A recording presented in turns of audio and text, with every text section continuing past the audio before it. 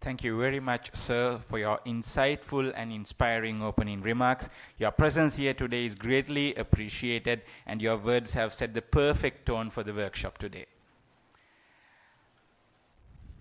So now it's time for a short tea break.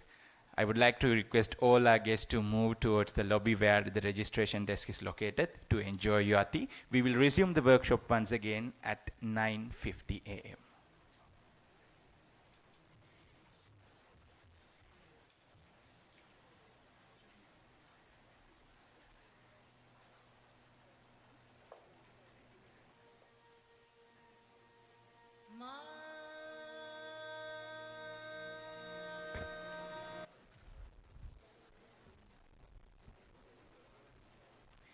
We have an announcement for the participants who are joining online. While enjoying the tea, watch the thought-provoking video that encapsulates the theme of today's event. Please direct your attention to screen and we explore the vision of sustainable green cities.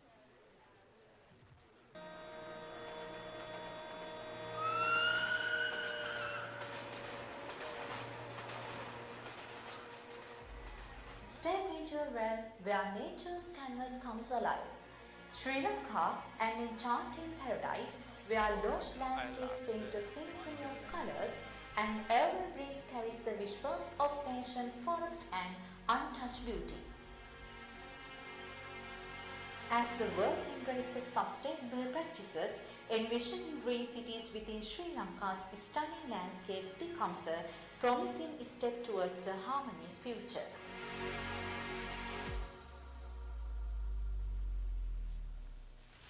Welcome to our documentary on sustainable green cities in Sri Lanka. As articulated concept paper presented during the 47th Consultative Committee meeting of the Colombo Plan, the term green city was identified. The term green city was defined as a city that not only champions energy efficiency and renewable energy across all its endeavors, but also extensively advocates for environmentally friendly solutions.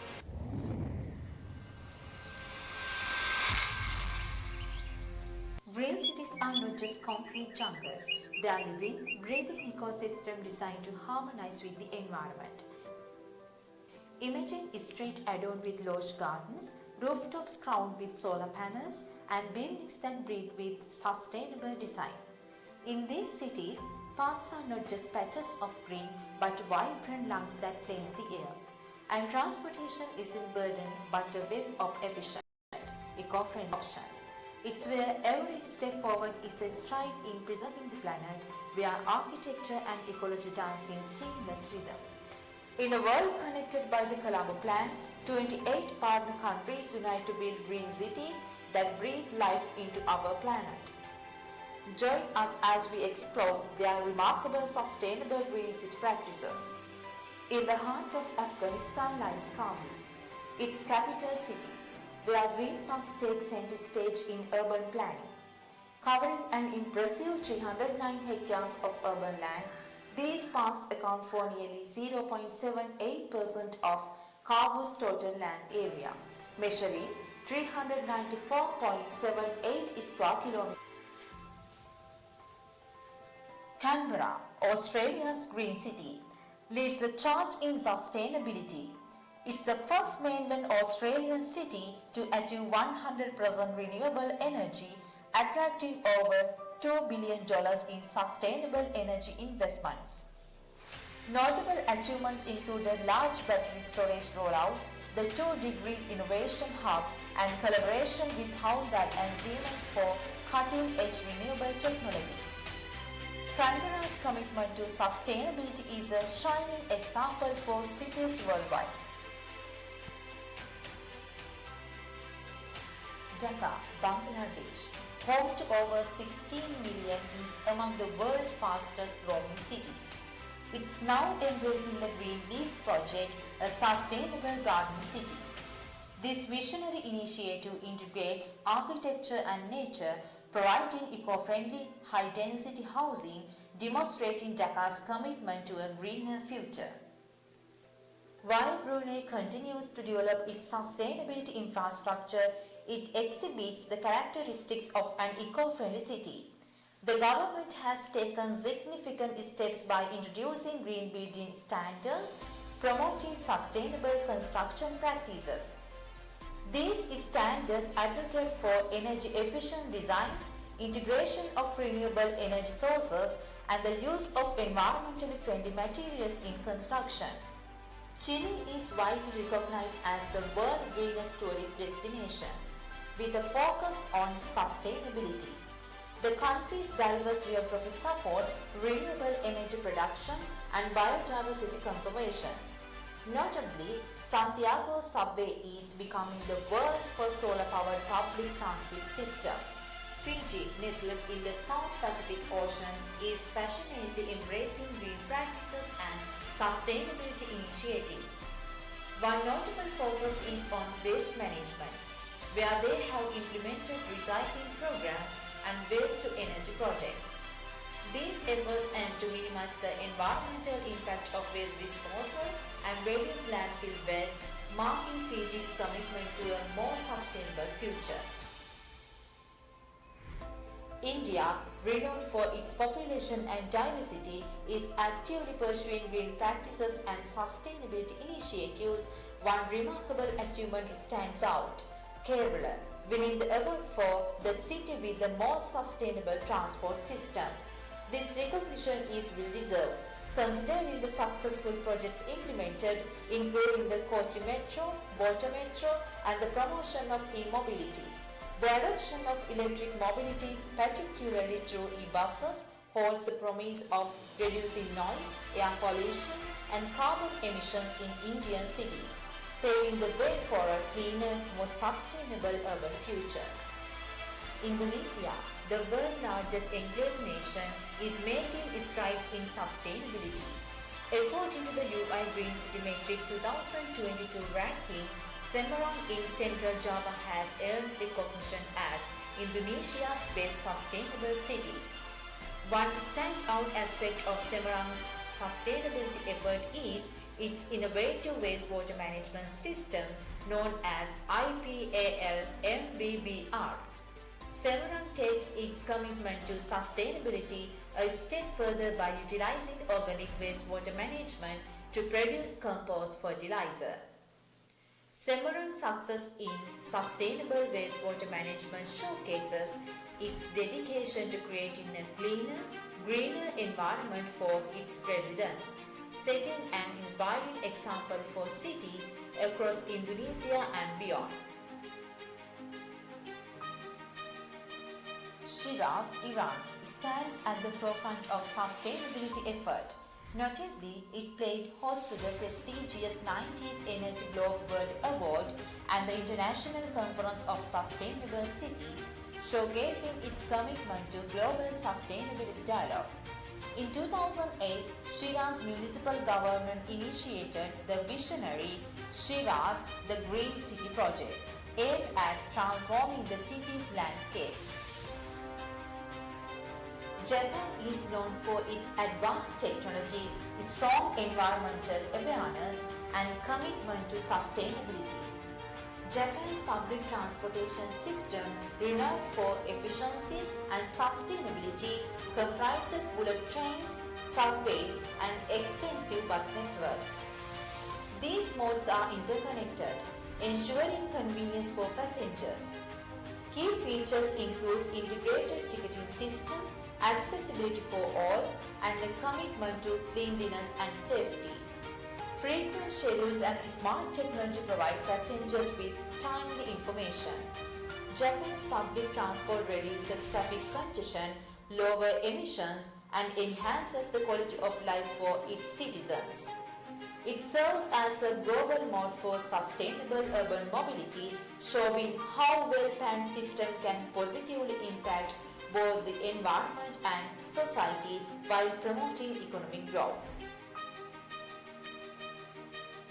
South Korea is actively pursuing green practices and sustainability initiatives, with the Songo International Business District in Incheon as a standout example. This Korean-style smart green city prioritizes energy efficiency, featuring LED lighting, solar power, geothermal systems, and rainwater storage. It promotes eco-friendly transportation like bicycles and employs an automated waste disposal system. South Korea's commitment to sustainability, exemplified by Sonko, serves as a model for cities worldwide, fostering a greener and more eco-conscious future. Laos is committed to sustainable development through its National Green Growth Strategy. A key focus is encouraging broad participation in the electricity sector's development and management. This approach aims to mitigate negative impacts, ensure efficient use of natural resources, and promote equity in benefits and risks from electricity projects. Malaysia, a Southeast Asian gem, values its rich biodiversity from lush rainforest to vibrant coral reef and unique creatures.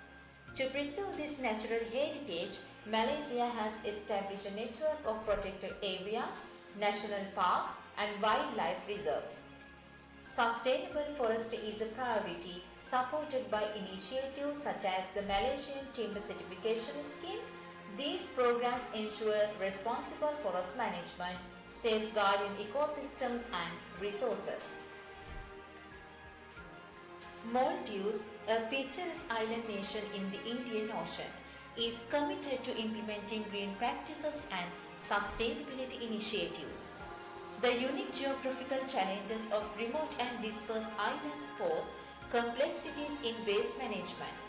In 2021, as part of a comprehensive sustainable waste management strategy, Maldives introduced the Greater Malay Waste to Energy. While Mongolia is famous for its vast steppes and desert, it's also a nation of green forest. Surprisingly, the country boasts a total forest area of 17.5 million hectares, covering 11.2% of its land. Myanmar, a diverse Southeast Asian nation, is a treasure trove of culture and nature. An astonishing 48.3% of Myanmar is covered in forest, as reported by the UNFAO. This lush green landscape is an integral part of the country's rich heritage. Nepal, nestled in the Himalayas, is a country of breathtaking natural beauty, featuring towering mountains, lush forests, and diverse ecosystems. In Kathmandu, the green belt emerged as a lifeline during the rapid urban growth of the 1980s.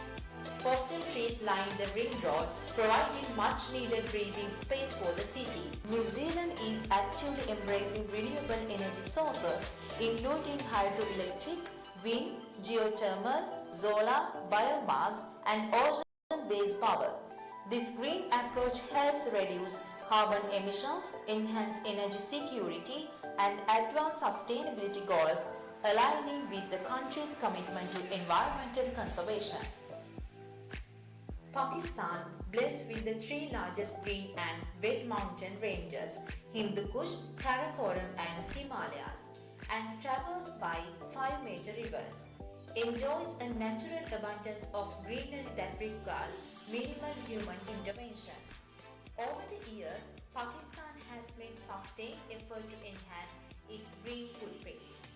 These include extensive tree plantation initiatives, the adoption of low-carbon transportation solutions, and the development of affordable and eco-friendly housing projects. Papua New Guinea, nestled in the southwestern Pacific Ocean, is a nation of unparalleled natural beauty and biodiversity. Its lush landscape hosts a remarkable array of unique flora and fauna, including numerous endemic species found nowhere else on the earth. In a bid to protect this precious heritage, Papua New Guinea has established protected areas, national parks, and conservation programs. The Philippines, an enchanting archipelago in Southeast Asia, is celebrated for its biodiversity, breathtaking landscapes, and vibrant culture. Among its cities, Iloilo City stands out as a beacon of bike-friendly infrastructure. It boasts an impressive 11-kilometer bike lane network that meanders through various parts of the city, earning it the well-deserved title of the biking capital of the Philippines. Singapore, renowned for its sustainable architecture. The city-state has been a pioneer in integrated planning, prioritizing eco-friendly buildings, vertical gardens, and green architecture.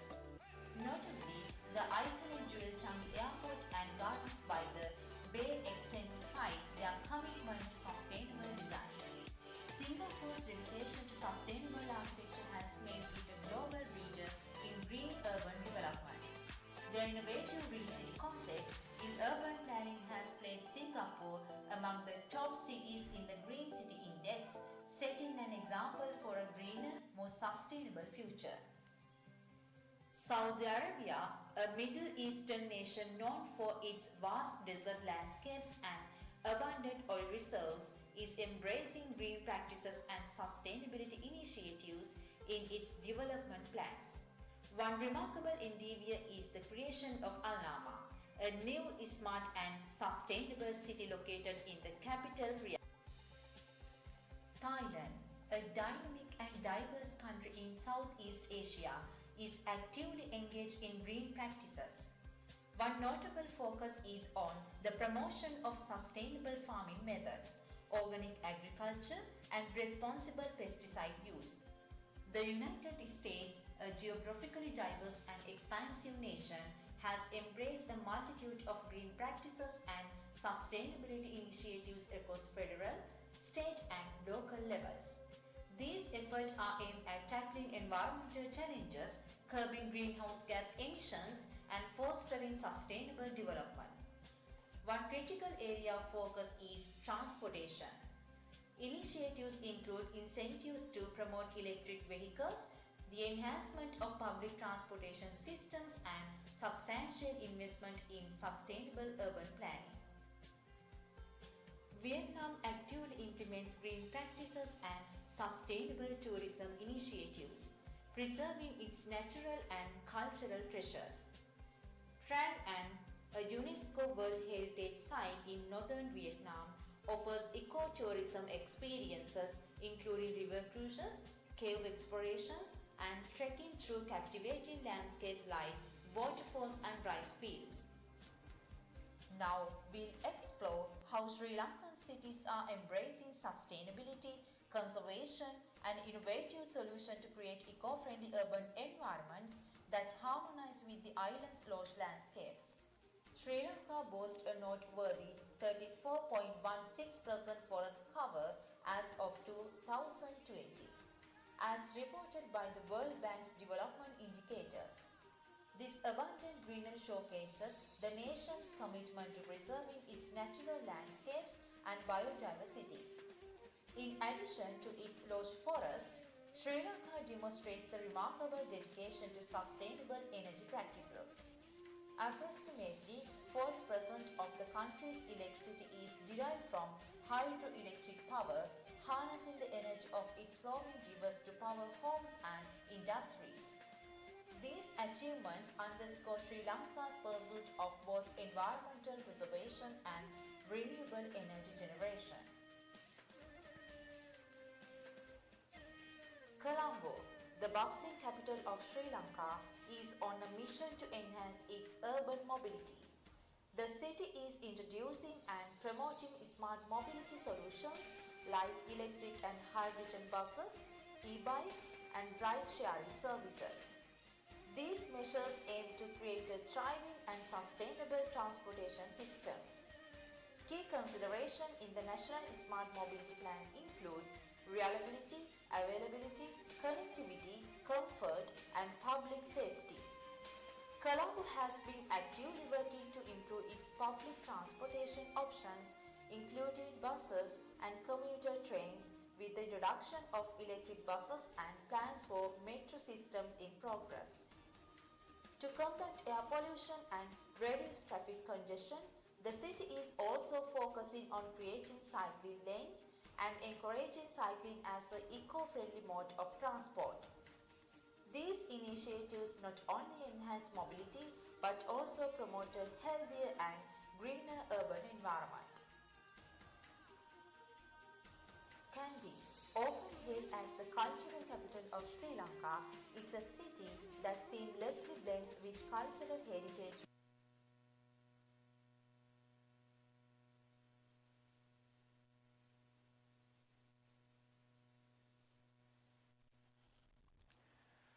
Welcome back, and I hope you all feel refreshed.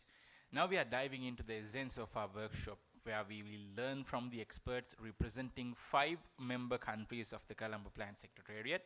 They will showcase their exemplary practices in creating sustainable green cities. Before we begin the session, we have a quick Zoom instruction to ensure the smooth and engaging experience for everyone. We kindly request all participants to rename themselves with their name and the country name. To minimize background noise, we kindly ask everyone to keep their microphones muted throughout the event unless you are communicating with us. If you have any questions, comments, or insights to share, please do so by using the chat box during the speech. Alternatively, you may raise your hand and speak up during Q&A sessions. Once again, I'll remind all the Zoom instructions. We kindly request all participants to rename themselves with their name and the country name. To minimize background noise, we kindly ask everyone to keep their microphones muted throughout the event unless you are communicating with us. If you have any questions, comments, or insights to share, please do so by using the chat box during the speech. Alternatively, you may raise your hand and speak up during Q&A sessions. Thank you all for your cooperation, and let's get started. To kick things off, let us extend a warm welcome to our first speaker, Dr. Zhang Kyun Lee. He is the Director of Global Development Partnership Center at Korea Research Institute for Human Settlements. He got his PhD degree from Virginia Tech in civil engineering, where he studied ICT applications to the transportation sector. He is acting as the Korean head of delegation at ISO TZ 204 and Smart City Master Planner of Sejong City. During the last 33 years, Dr. Lee has explored widely in the field of intelligent transport systems and ICT, and his current research interests are ubiquitous traffic information standardization and globalization of smart city technology. Last year, he proposed the Smart City Master Plan for Lima Metropolitan City, funded by the Korean government. Dr. Lee will be sharing his valuable insights with us today on the Sejong new administrative city of South Korea. As he is joining us virtually, I kindly request the audience to direct their attention to the screen. Dr. Lee, you may now commence your presentation.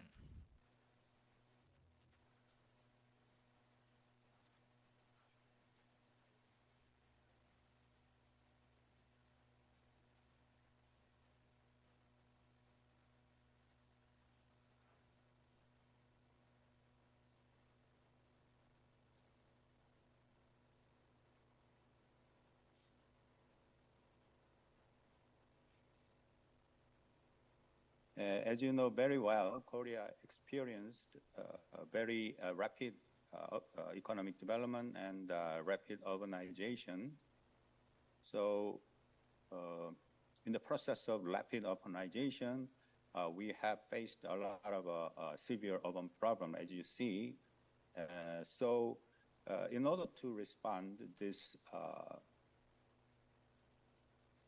issues, can you see my slide changing? No? Okay. So we has responded to these urban challenges through the new town development. This is the one representative example of Pangyo. And recently, we start to apply the smart city application and green city application when we develop this kind of new town, because as you know very well, the climate crisis issue is very, very critical. But most of the carbon, 75% of carbon emission happened in the urban area. So we need to escape from the emitting city to circular city, to preserve our city environment, as you see. I recently have some report for promoting eco smart city concept. So first of all, we need to make free this kind of 6C bad thing like a congestion, contagion, CO2 crime, casualty, complaint. Recording in progress. If we can utilize the fourth revolutionary information technology with the smart city technology, then it is possible. So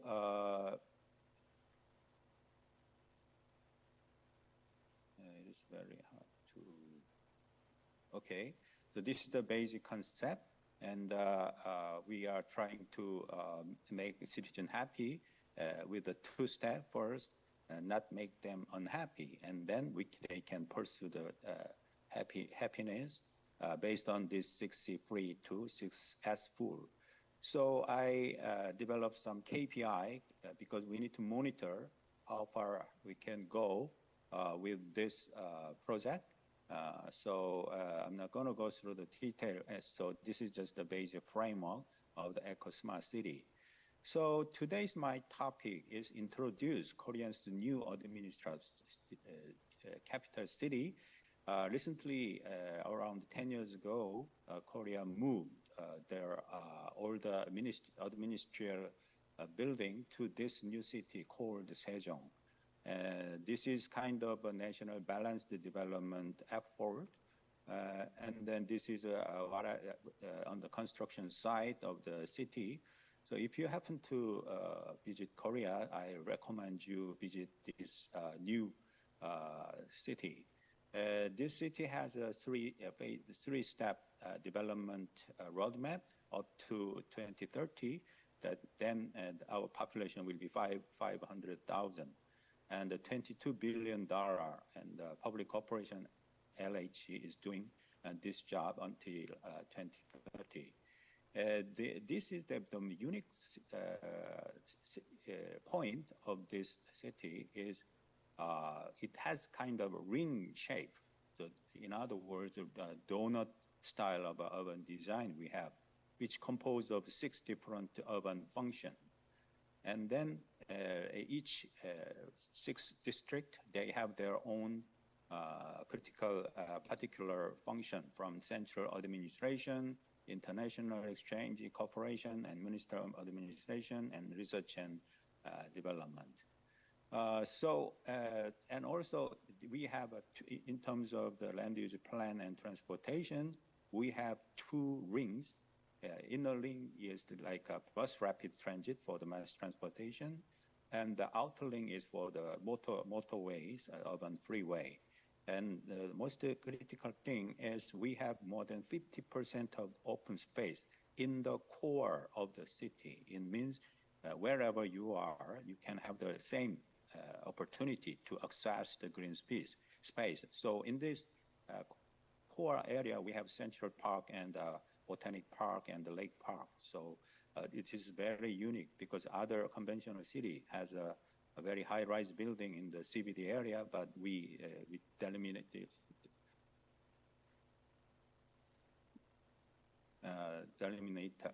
all this kind of high-rise building. And in terms of green city, we really want to minimize the environmental damage from the development. So we designed this kind of green corridor and utilize the surrounding mountain area for the green corridor effects. And as I said before, this is a public open space composed of the various kinds of park area, about 300 hectares. So wherever you are living in this city, it is very easy to access the green space and enjoy the green space. And also, most important thing, whenever we Korea make a new town, the most important thing is almost like a new baby. So we need to feed them by the surrounding connectivity. So in other words, connecting to the mother city like Seoul, Daejeon, we built a lot of highway and some mass transportation corridor for their survivors. So this is very critical component to be considered. And I want to introduce, there are four free cities. This city is for free. First of all, we don't have any electric pole surface area. So the left side photo, there's a lot of electric pole, but right side, we don't have it because everything is underground. So there is no telephone pole and there is no garbage truck inside the city because we have a clean net system which absorb all the solid waste and food waste. You are seeing the right side photo. There is an entrance of the food waste and solid waste. So they within the subterranean pipeline, they absorb all the solid waste. And then left side, there are some facility, so they can utilize it for the power plant and some treatment factory. So this is almost like pursuing a net zero city, and which is very, very effective for achieving the carbon neutral city. And there is no concrete wall because we are pursuing some inclusive development, inclusive residential area. So there you cannot find any walls. So the children can play the other apartment block freely. And there is no surface parking. So as you see in this picture, there is no surface parking area. So the surface is most of the green space for the children, and so every car should be on the ground, as you see like this. And also, this city pursue the smart city too. So up to 2030, we have phase 3 smart city roadmap. And this is what kind of sector we are pursuing for the smart city, traffic facility management, security, and environment area. All the 18 services are provided. And as I said before, from the starting, every facility and every infrastructure, as you see, is on the ground already planned. And we have, for the smart city, we have information highway, which is fiber optic network, up to 550 kilometers. So this city is actually world first level 4 smart city accredited by BSI, British Standard Institute. And so I want to emphasize the importance of this kind of effort should be followed some public and private efforts. So Korea made the world first Smart City Act in order to sustain and stably pursue this kind of big project based on the legal support. And this legal support, the act specify what kind of comprehensive plan and stakeholder role assignment and all kinds of funding program is already specified. So nobody, even the president, cannot change the program, the project until the end. So this is very critical. And also, this is our master plan national strategy based on the law. And this is the national pilot project.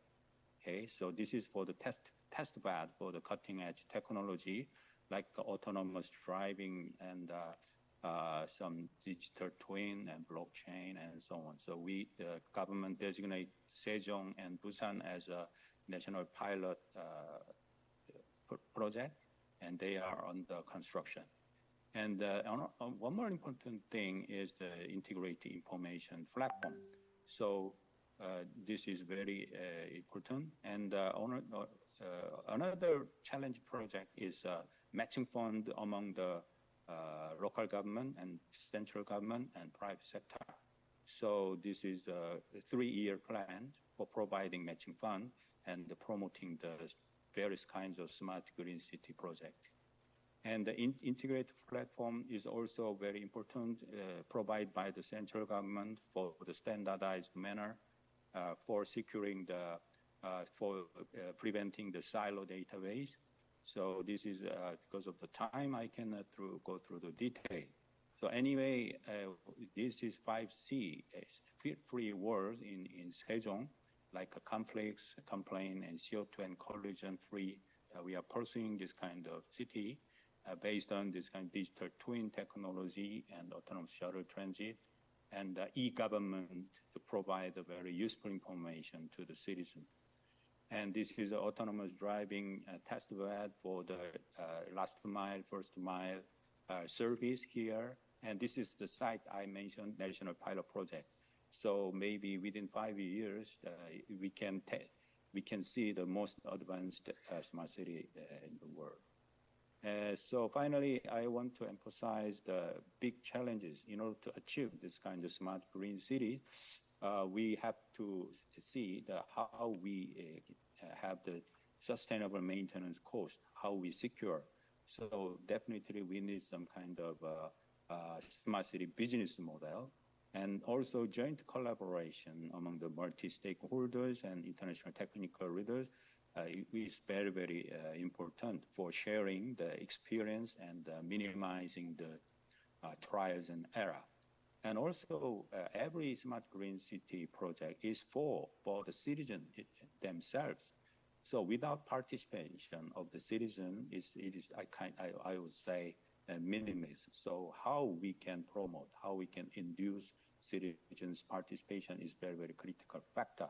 So there are a lot of living map style of project for promoting the citizens' participation is very prevalent in Korea.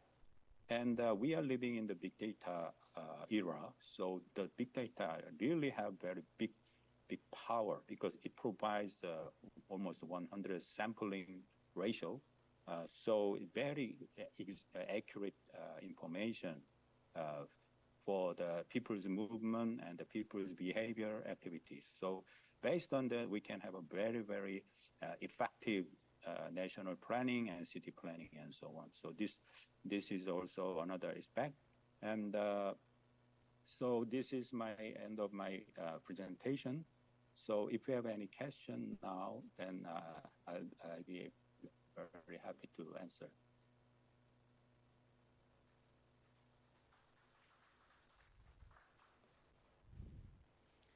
Thank you very much, Dr. Lee, for sharing your valuable insights with us. If there are any quick questions or clarifications, please let us know. Now it's time for the Q&A. We have allocated 5 minutes for the Q&A. So if you have any questions, please feel free to forward the questions.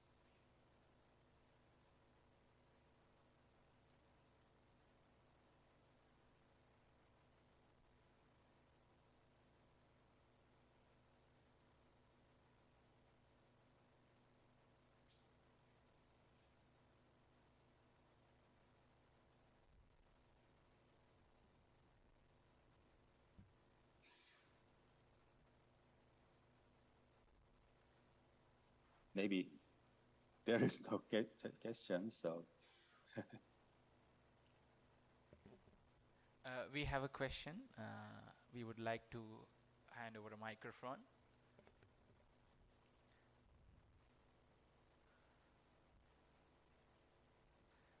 Dr. Lee, we have a question from a participant who's participating physically at the workshop. So he will forward the question to you. Thank you, Professor. Thank you very much. My name is Tisalinage. I'm representing Sri Lanka Society for Transport and Logistics.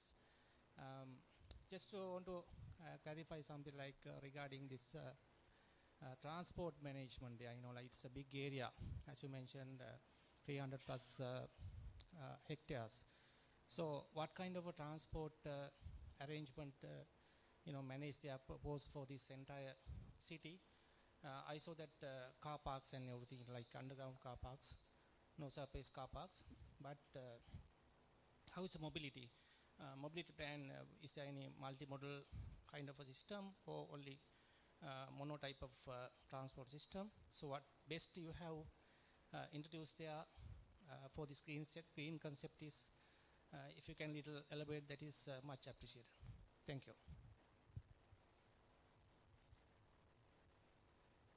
Okay, so actually, in terms of the transportation, this city pursue the real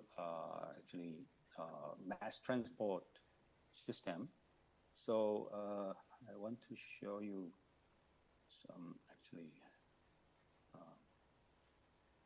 So if you remember my slide, we have a two circle. So in inner circle, we have established a bus rapid transit, dedicated lane. And also, this city, there is no 3-lane and 4-lane street. So maximum lane is 2 lane. So intentionally, we don't build any wide street, because inside the city, if you have a sports car, you cannot speed up to 40 or 50 because of the traffic light.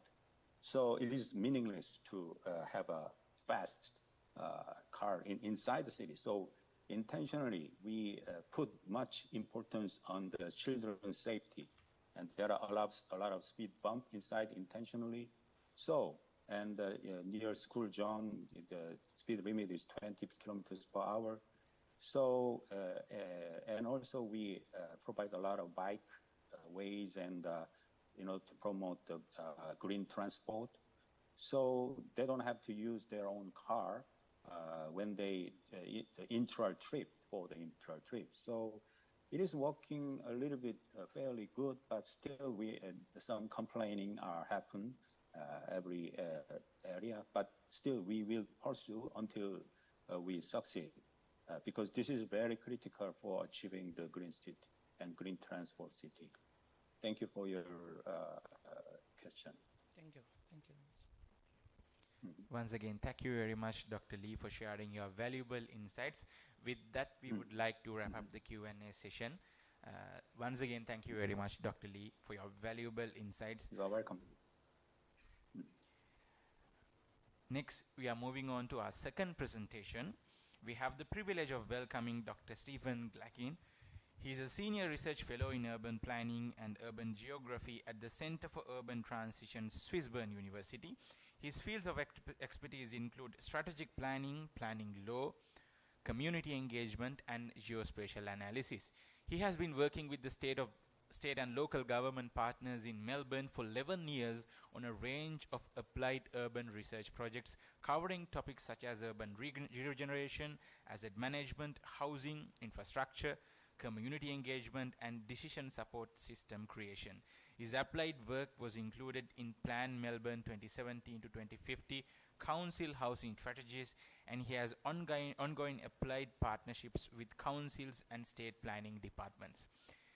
Today we are privileged to have Dr. Glackin with us to share his insights on greening the Greyfields Maroondah City of Australia. As he joining us virtually, kindly direct your attention to the screen. Dr. Glackin, I would like to welcome you to begin your presentation. Hello, can you hear me? Yes, Doctor, we can hear you. I'm trying to share the screen. Can you see a screen being shared? Yes, the screen is visible. Okay. Can you see that it's changed? Yes. Great. Okay. Thank you, everyone. I'd firstly like to thank Dr. Lee for the fantastic presentation. I think that's what we should all be aiming for. It was absolutely visionary and fantastic. I'd also like to say I commend him on the acknowledgement that law is critical, as is business models and landowner participation. This presentation, however, is going to be far more local and small. We're going to be looking at bottom-up planning in a very conservative place with very strong landowner rights and not very open to change. People don't want this place to change that much at all. So we're talking about Australia, the Australian urban context. Just going to start my timer. The image on the left is Melbourne. It's at a 30-kilometre scale. It's about 90 kilometres wide, 90 kilometres north to south. There's only 5 million people in it. Perth has 2 million people. It's a similar scale. So Australian cities are very sprawling. The red area on the image on the left is Maroondah City Council, where I do a lot of partnership work with.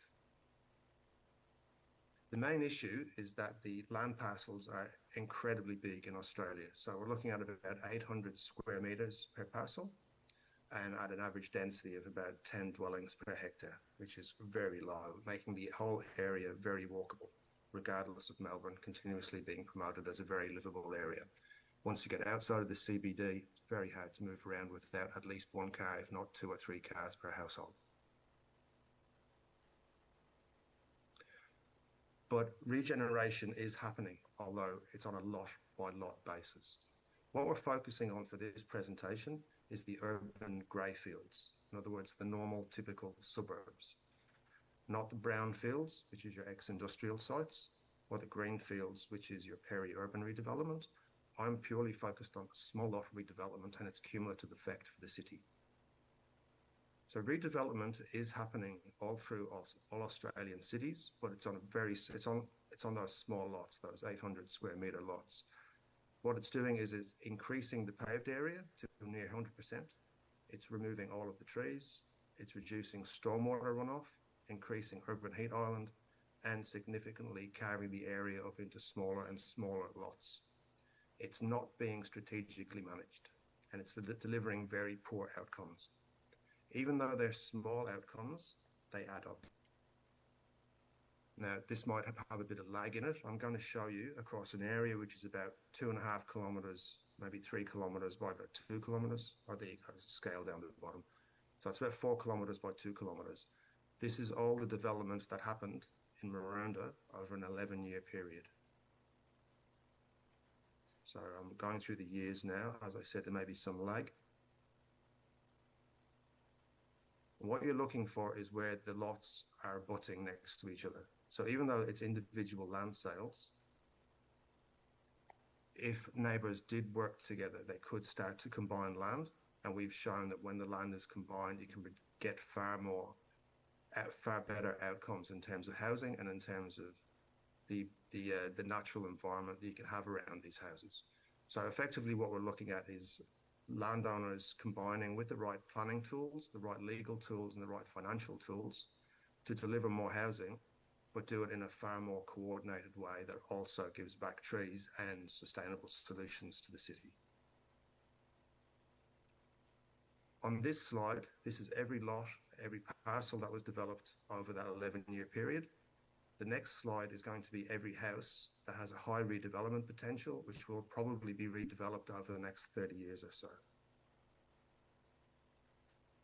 This is in a very conservative area that doesn't like overdevelopment, but it's very clear using our analysis that the majority of this area, which is currently leafy green, is going to be almost 100% concrete over the next 30 years unless something is done about it. Now, this is a big deal.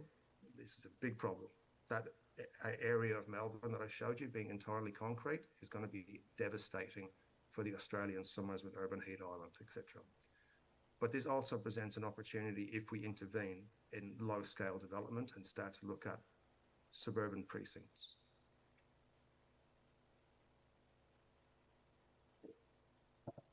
Our concept is looking at the regeneration precinct, where we look at 3 or 4 parcels of land.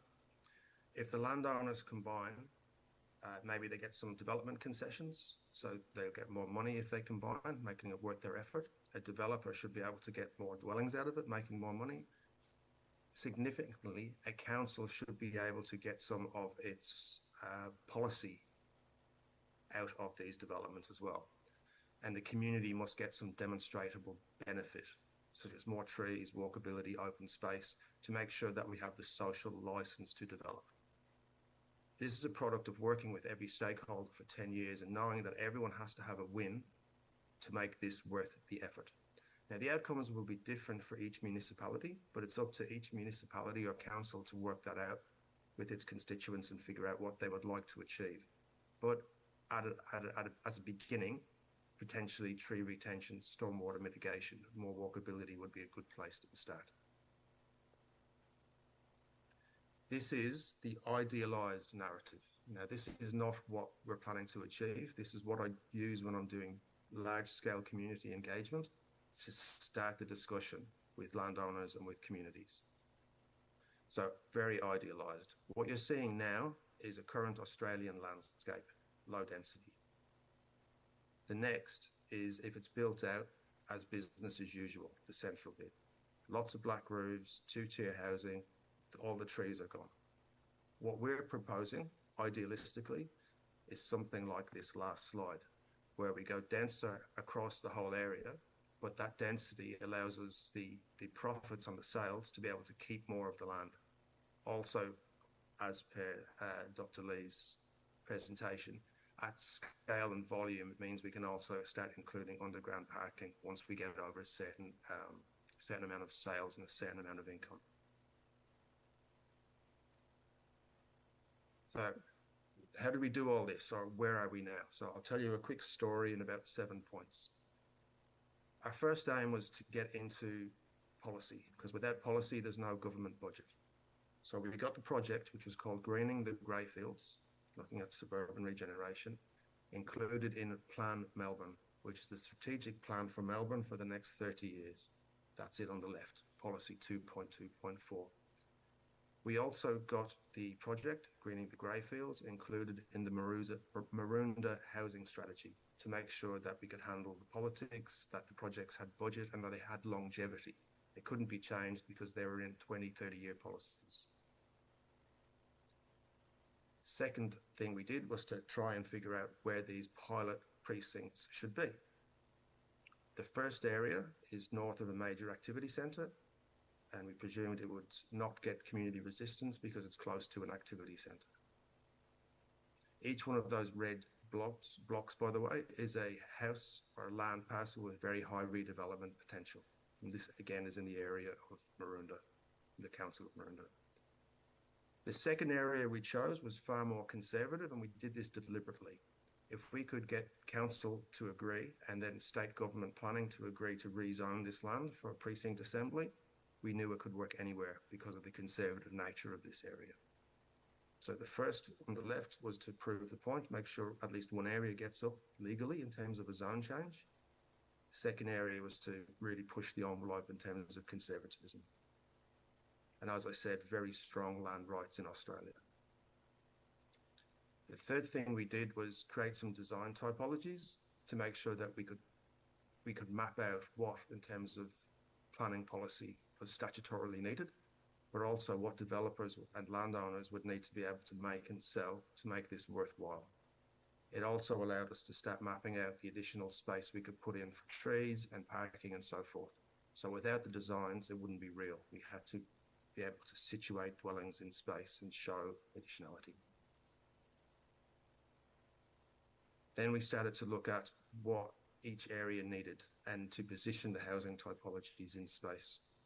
In the first precinct, the first redevelopment precinct, we identified it needed some extra walkability plus some stormwater mitigation. We factored these into the development scale, and we started to come up with some contribution factors that developers would have to contribute to regenerate the area according to our plans. So yes, it was flood mitigation, walkability, which was all confirmed by a quantity surveyor, and we included all these factors into a development contribution plan, which was part of the laws that we changed to get these precincts. The fifth thing that was done was a huge amount of community engagement. So cumulatively, I probably spent about 5 or 6 weeks in the field, holding a lot of hands, talking to a lot of constituents, speaking to the councillors, doing plans, working with community action groups, etc., to bring the whole community along with me and to honestly show them that this was a better way forward, and without it, the whole area was going to be covered in concrete. It was a lot of effort, but it was worth it because council allowed us to change zones, and the community have been strongly behind us all the way, which gives us the social license. And I've now gone to state government who want to start taking this into a mainstream way of dealing with Melbourne into the future. We also had to, in terms of mainstreaming, we had to show that this could be applied to any area in Australia. So we developed the Greyfield playbooks. If you would like to download these, they're at greyfields.com.au. The site is just there. These show within an Australian context how to go about starting this bottom-up regeneration process and how to go about creating the laws that will guide it and the planning environments and the business models that will help it. So if any of you would like to pull those, please go for it. They're free and open source. Adapt them if you see fit. All of this work led to a changing in the planning regimes. If landowners can manage to get 2 or 3, I think in this case it's 3 lots, no, 2,000 square meters together, they get development concessions. The guts of this is that it's opt-in. You don't have to do this. Now, we had to do this because this was a pilot, so there's no obligation to amalgamate your land. But if you do, you get additional height, so you can develop 3 stories plus. Also, if you amalgamate, because we've made a plan about how this is going to play out into the future, we've incorporated the plan legally. This has removed third-party complaints. In other words, neighbours cannot complain about the development. In Australia, this is very significant because these complaints can hold developments up by 2 or 3 years, making them unfeasible, making developers not wanting to commit to anything more than business as usual. But the developer must comply with our contribution plan to redevelop the area and also our plan for the area in terms of what it needs for additionality. In terms of the research stages, we've created a lot of software and done a lot of analysis. So we've done a technical review and development. We've done very significant stakeholder engagement. We've done our statutory work. We now have new zones and new planning overlays that are working to implement the scheme. The last thing that we're currently working on now is the business model and the delivery of it. So the legal financial aspects, and then how council and developers can legally work together, feasibly work together with state government to deliver better housing in these areas. The next stages are, as I said, to establish a business model. We're also looking at creating state planning stewardship so that this can move beyond just one council to the whole of the state, and that's getting traction now. The council are now rolling out another 3 regeneration precincts, Maroondah Council. We're currently working with social housing bodies who own roughly 4% of all Australian housing stock, and we're going to be developing projects with them to show them that land assembly can deliver more products, and then joining their land to create miniature regeneration precincts. Finally, my ongoing work will be looking at increasing the amenity and the walkability of these areas. I think I'm almost up for time. There's a book on all of this called Greening the Greyfields by Professors Newton and Newman, myself, and Dr. Thompson. That's free. If anyone would like to download that, it has the whole process in there and where we are. If any of you would like to get in touch with me, my email is there, and I'll be willing to answer any questions that you have for me. That's my presentation. Hopefully it was clear enough. And as I said, if you need more information, download the book or please get in touch. Thank you very much, Dr. Clacken, for sharing your expertise with us. If there are any quick questions or clarifications, now it's time for the Q&A session.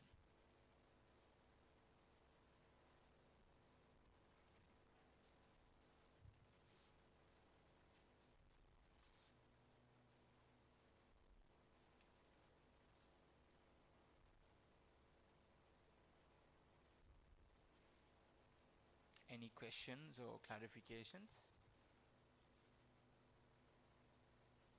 That was a very dense overview of a very dense field. Like I said, it's probably 13 years of work now.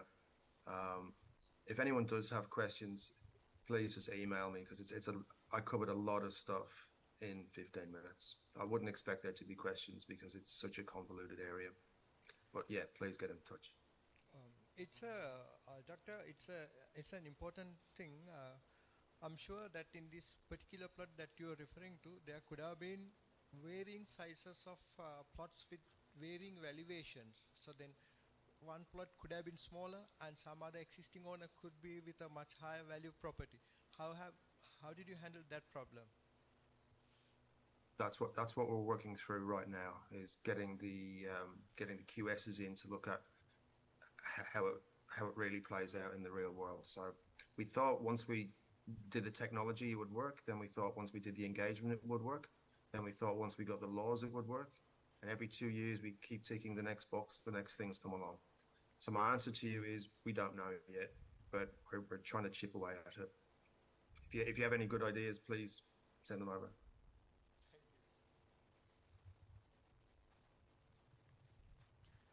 This is why we want to do it with social housing as well, because it's one landowner, and then we can start to get some real data on the development too, even though it doesn't involve owners in different. Even though it's one owner, we'll start to get some idea about the different types of development that can be achieved on 2 lots. And we are working with some developers, so hopefully we'll get shovels in the ground shortly.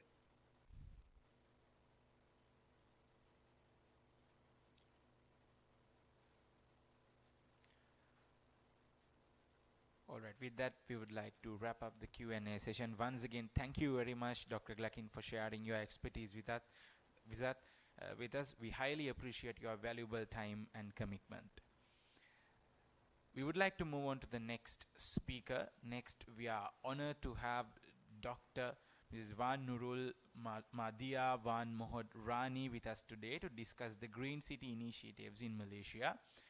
Dr. Wan Nurul Madhia Wan Mohd Rani is a senior lecturer at Razak Faculty of Technology and Informatics, University Technology, Malaysia. She is currently the Deputy Director, Institute Sultan Iskandar, at independent non-profit research and development organization specializing in planning and development that operates within the UTM. She is also a GRI certified sustainability professional at the faculty level. She is the head of Green Cities and Construction Research Group. Her research interests include sustainable urban form, resilient cities, risk-sensitive cities, and healthy cities. At national level, she is a registered graduate member of the Malaysian Institute of Planners and a secretariat member for Academic Research Society of Malaysia. Internationally, she is a member of the International Society of City and Regional Planners, affiliate member with Planners for Climate Action, and one of the editorial board members for the Journal of International Society of City and Regional Planners. Please join me welcoming her by directing your attention to the screen as she will be joining us virtually. Dr. Rani, you may now begin your presentation. All right, thank you very much for your introduction.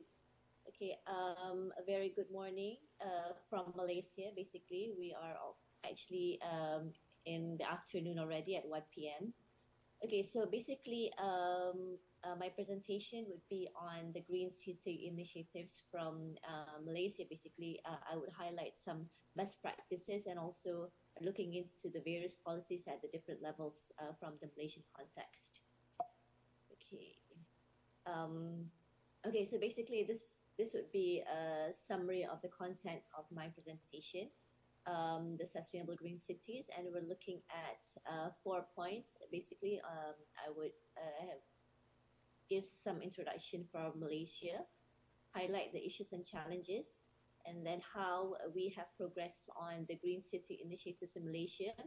My case study is not Kuala Lumpur, basically because of due to some technical errors and also some way forward. Okay, so a bit on the background for Malaysia. So we are currently at the going to the end of the second quarter of 2023. As now we have approximately 33.4 million of population. And this is basically a 2.1% of population growth as compared to the second quarter last year. So in terms of age group, we can see that basically our age in terms of the elderly is approximately 1.2 million, and whereas the working group between 12.4 among the male, and then 11 among the female. And then the children age group is between it's quite equal between 3.9 and 3.6 for the breakdown of the gender. So basically, for the Malaysia, we have approximately 13 states and 3 federal territories, with the capital city is Kuala Lumpur. I believe everyone knows, and also our administrative city is Putrajaya. So here I would highlight the issues and challenges in which relate to our green city initiatives that we have progressed. I mean, we have put our priorities so far. I believe that this also applies to a lot of other developing countries. Okay, the rapid urbanization in which we have experienced rapid urbanization in recent decades, and the issue on the rural and urban outmigration is quite alarming, in which with such move migrations, the urban areas would have to sacrifice a lot of their green areas, our forest, our undeveloped areas to accommodate the increasing population with to sorry yeah, to accommodate the increasing population. So in this aspect, more areas have been encroached to accommodate the economic opportunities as well, and to improve the living standards. On top of that, of course, when we experience urbanization, we also have issues on the environmental degradation, in which the expansion of cities often generally involve deforestations and land development. So we can see that this has led to the loss of diversity and also disruptions in the ecosystem. And from this issue, basically, it leads to also the climate change and also the increasing disaster risk that we face. For example, last year alone, 2021 alone, we have experienced a major flood, particularly focusing in urban areas, in which because due to the flash flood. And this is basically unprecedented, and that it is not what we normally face. So due to this, we can see that the impacts of climate change is very severe, and we need to look into these challenges more seriously in moving forward to achieve sustainable and also green cities. On top of that, this has also been highlighted in the national policy of Malaysia, which is the 12 Malaysia Plan, that among the key issues that we need to overcome is in which we look into lack of a supportive enabling environment, in which this involves the governance aspect as well. And of course, the involvement of various authorities with different legislation in which different agencies, different authorities would have different goals, different priorities. So this have actually led to competing priorities, and in which we need to look into the trade-offs in which we need to move forward. And of course, on top of that, due to also political issues, governance related issues, we are looking into issues in terms of limited enforcement capacity and also inadequate monitoring. And this is one of the aspects that Malaysia have looked into seriously, and it is still an ongoing process, and we still have yet to achieve the right solution to enhance our supportive enabling environments. Okay, so here I would like to highlight some of Malaysia's commitment to the green initiatives moving forward towards green cities, sustainable cities, low carbon cities. So basically what we're looking at right now is our national policy. We are currently at 12 Malaysia Plan, and we are basically in the middle of the 2021 to 2025 12 Malaysia Plan. So in which one of the main thrusts is looking into advancing green growth for sustainability and resilience, in which under this theme, we have 3 priority areas, which is number 1 is priority area A, implementing a low carbon, clean and also resilient development. Priority area B is to manage the natural resources efficiently, to safeguard natural capital, and whereas priority area C is to strengthen the enabling environment for effective governance. So basically, as a translation for the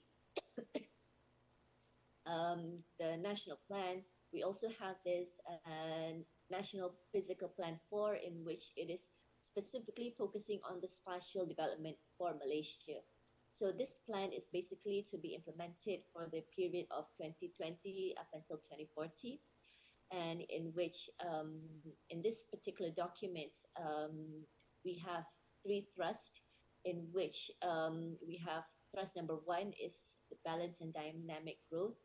Thrust number two is spatial sustainability and also climate change, whereas thrust number three is livable environment and also inclusive community. So in this National Physical Plan 4, it has emphasized that we need to ensure that Malaysia would achieve 50% of forest cover by 2040. So on top of the urbanization, on top of the deforestation that we face, the issues that we face, the National Physical Plan 4 commit to achieve 50% forest cover by 2040, in which we have done a lot of reforestation, and then there's lots of strategies on that, and there's lots of strategies to ensure that the green areas have been going to be replaced. The land that has been sacrificed for development will be replaced with green areas, and also furthermore would be further protected by the forest cover. So here, basically, the interaction between the two documents, in which the 12th Malaysia Plan and the National Physical Plan, and whereas the 12th Malaysia Plan to be translated into the National Physical Plan, and the National Physical Plan to also complement the 12th Malaysia Plan. So in which, if you see in front here, we can see that there's lots of strategies and initiatives that has been formulated, and also for your information, the National Physical Plan 4 is a statutory document. It's a gazetted document that needs to be abided by all agencies within the Peninsular Malaysia. Okay, so this is the initiative towards a green city in Malaysia. So basically, we have a parallel policy framework, in which just now I mentioned that the National Physical Plan, the National Physical Plan is focusing on the spatial planning, and on top of that, we also have the National Urbanization Policy. And parallel to that, in terms of the climate change, we have the National Policy on Climate Change, and also a roadmap for reduction of GHG emissions. And on the green technology part, we have the National Green Technology Policy, and focusing on green cities are two thrusts, which is strategic thrust 2 and 5, and also the 4 pillars within 4 key sectors. Okay, so this is basically the summary for the National Policy on Climate Change. This document was basically established back in 2010, and which the focus is to mainstream climate change through wise management of resources, in which we focus also on to enhance environmental conservation, resulting in strengthened economic and also competitiveness and improved quality of life. Whereas the National Green Technology Policy, just now as mentioned, is the 4 pillars involves the energy sector, environment, economy, and also social. This covers basically all components of sustainable development. And under thrust 2 is provide conducive environment for green technology development, whereas strategy thrust 5 is on the promotion and also to disseminate awareness among the public, and also the all level of tiers within the Malaysian government system. Okay, so on top of that, under these green technology and also the National Policy on Climate Change, we advocate also the green building fundamental principles, and in which the first green building in Malaysia was G Tower, and it is located in the middle of Kuala Lumpur itself, and it fulfills all the GBI criteria, and it is also a commercial building. So here, I think I will not go into detail on this. Okay, so basically we follow the GBI and we have this tool to evaluate all the green buildings based on the classification. And whereas on the green transportation, okay, we have been advocating green transportation throughout since the early 2000, in which although the dependency on the private vehicle is still considerably high, but we promote and we advocate green transportation such as the public transport, improve walkability, improve cycling facilities, and also we limit the vehicle into the city center and then shift from fuel to electricity, electric vehicles, and also the land use policy to support green transport system. Okay, now I would like to highlight on the progress on the green city initiatives at the local level. So as mentioned earlier, I would not highlight on the Kuala Lumpur, but I would focus more on Putrajaya and also Malacca.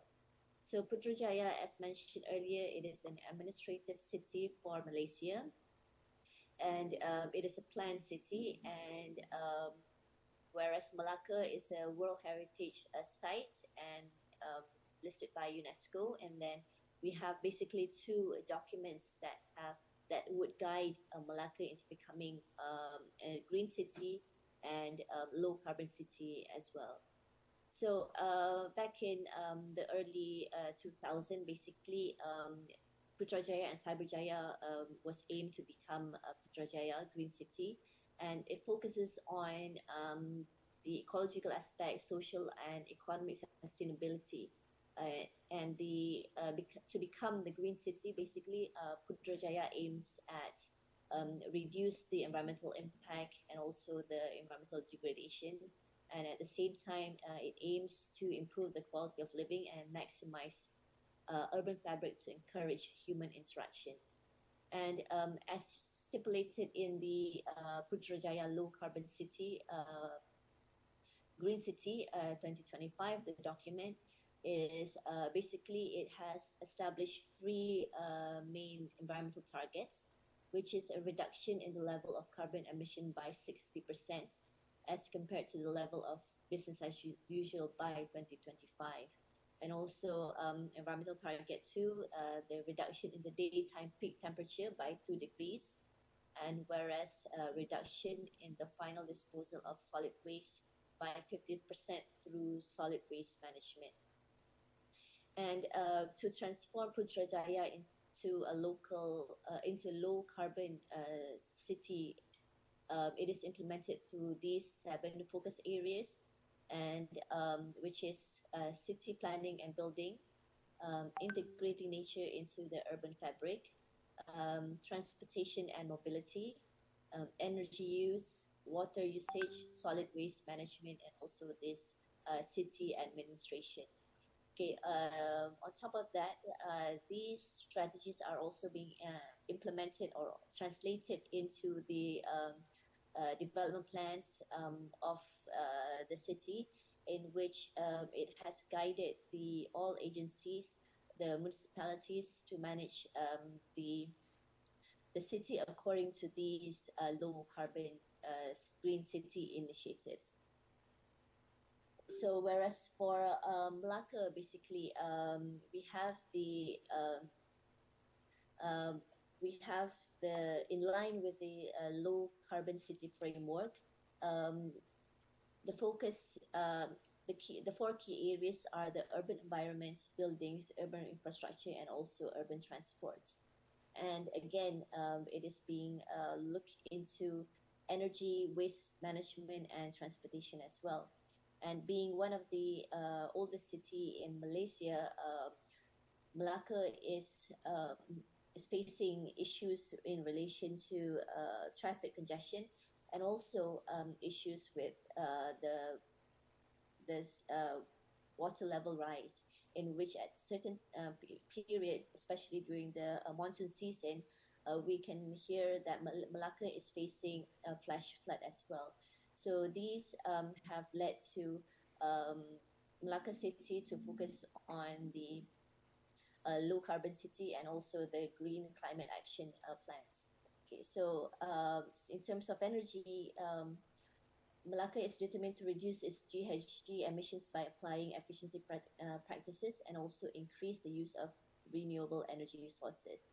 And on top of that, waste management, okay, Malacca aims to become a zero waste state while reducing its waste-related GHG emissions.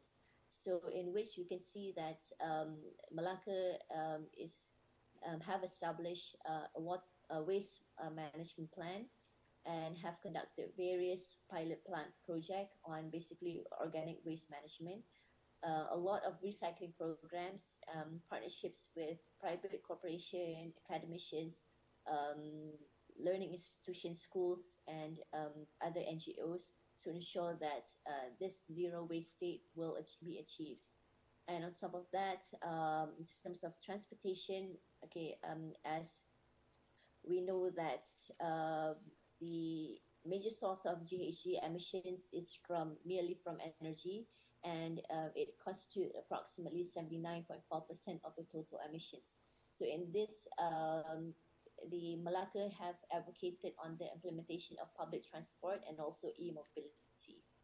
So we can see that Malacca have put a lot of effort on the development of traffic regulation system, as well as looking into non-motorized transportation infrastructure.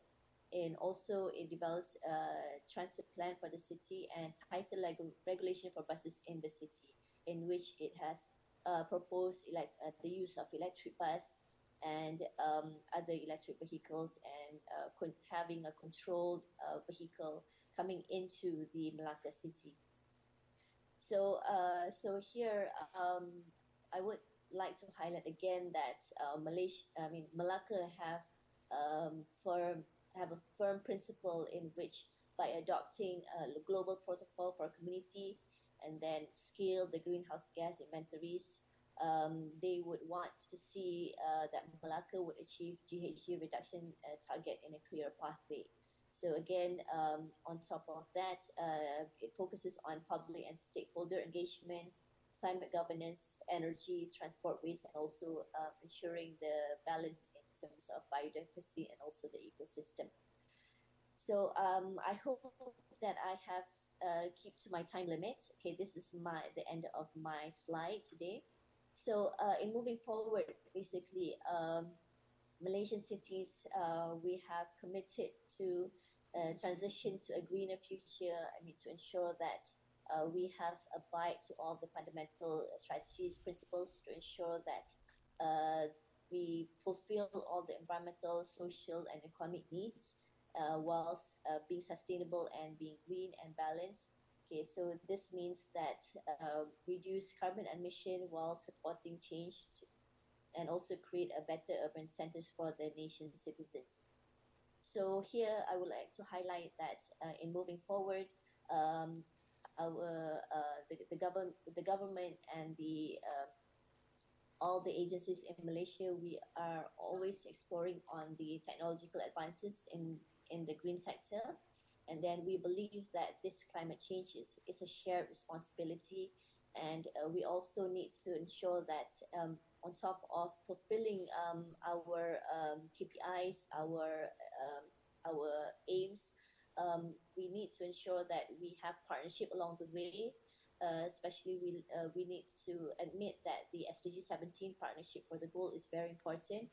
So we advocate for green partnership for sustainability, and to ensure that we can achieve all this, we need to ensure that in the end we would be a smart city, and also we can enable a smart environment. Okay, so this is basically an overview of what Malaysia have progressed more or less from the early 2000s up until today. Okay, so I open for any Q&A.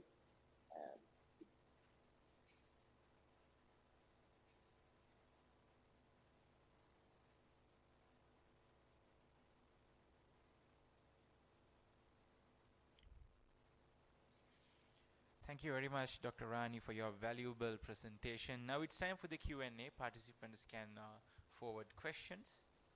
Yeah, we have a participant with a question.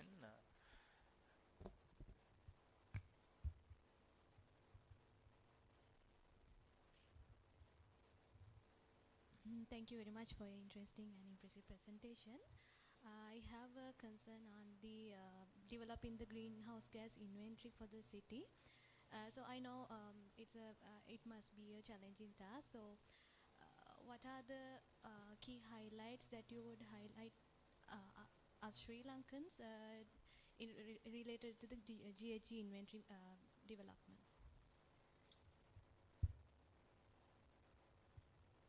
Again, can you repeat your question? I Yeah. was not very. What are the highlights that you would, the key areas that you would like to highlight us regarding the GHG inventory development regarding to a city? The challenges that you have. Yes. Okay. Thank you. Basically, what we for Malaysia in general, Malaysia targets to become a net zero greenhouse gas emissions nation as early as 2050. So basically, not only the municipalities in terms of the built environment, but it is also being mandated for the economic sector, in which, for example, there's been progress on long-term low emission development strategy in which the government is working to focus on, and also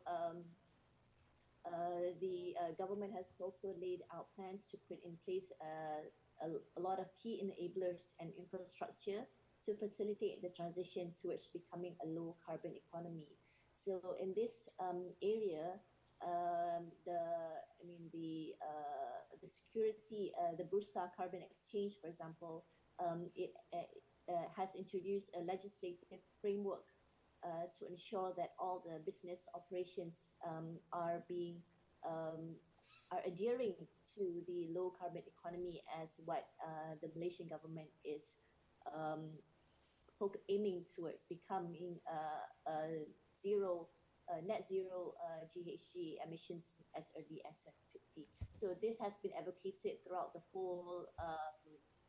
whole value chain of the Malaysian economy. So I believe that with this a strong commitment by the Malaysian government, even though there's lots of challenges, even though there's lots of hiccups along the way, that at least with the awareness of the various agencies, we can at certain sectors, certain aspect of the community, the level of the different levels of value chain, we were able to achieve some aspect of towards becoming a net zero GHG emission by 2050. Thank you so Did much. I answer your question well? Yeah, thank you. We have another question from the audience. Thank you very much for presentation. But my question is that now that you have presented national level type of policies, right, or policies and the kind of strategies that you have adopted, my understanding is that Malaysia being a kind of federal kind of a government, you have different number of states who have different types of priorities. Each state has its own priorities in terms of development, in terms of economy, in terms of kind of a green city development and all that. To what extent, is it a kind of a same level of commitment that you get from all the states, or are there differences in the level of commitment by each state? Is it a kind of a unitary kind of a, do all the states commit at the same level, or do they kind of have differences? Are there differences between different states? Yes, thank you very much. That is a very good question. As I mentioned to you that, this basically, the 12 Malaysia plan that I mentioned is a policy at the national level, at the federal level. So basically, this is where all the states, all the local levels need to focus on. And basically, this is a Bible for how we want to manage or plan the different states, different cities, different districts. So basically, Malaysia, we have a three-tier hierarchy system, governance system, in which one is the federal, the next one is state, and also at local level. So basically, all states, all local levels are required to translate whatever national policy in the 12th Malaysia Plan. However, in the performance of the state at the local and also at the local level depends on their economic capacity, their governance capacity, and the different issues that they face. However, in the documentation of at the state level and also the local level, we can see that it is aligned to all these national policy.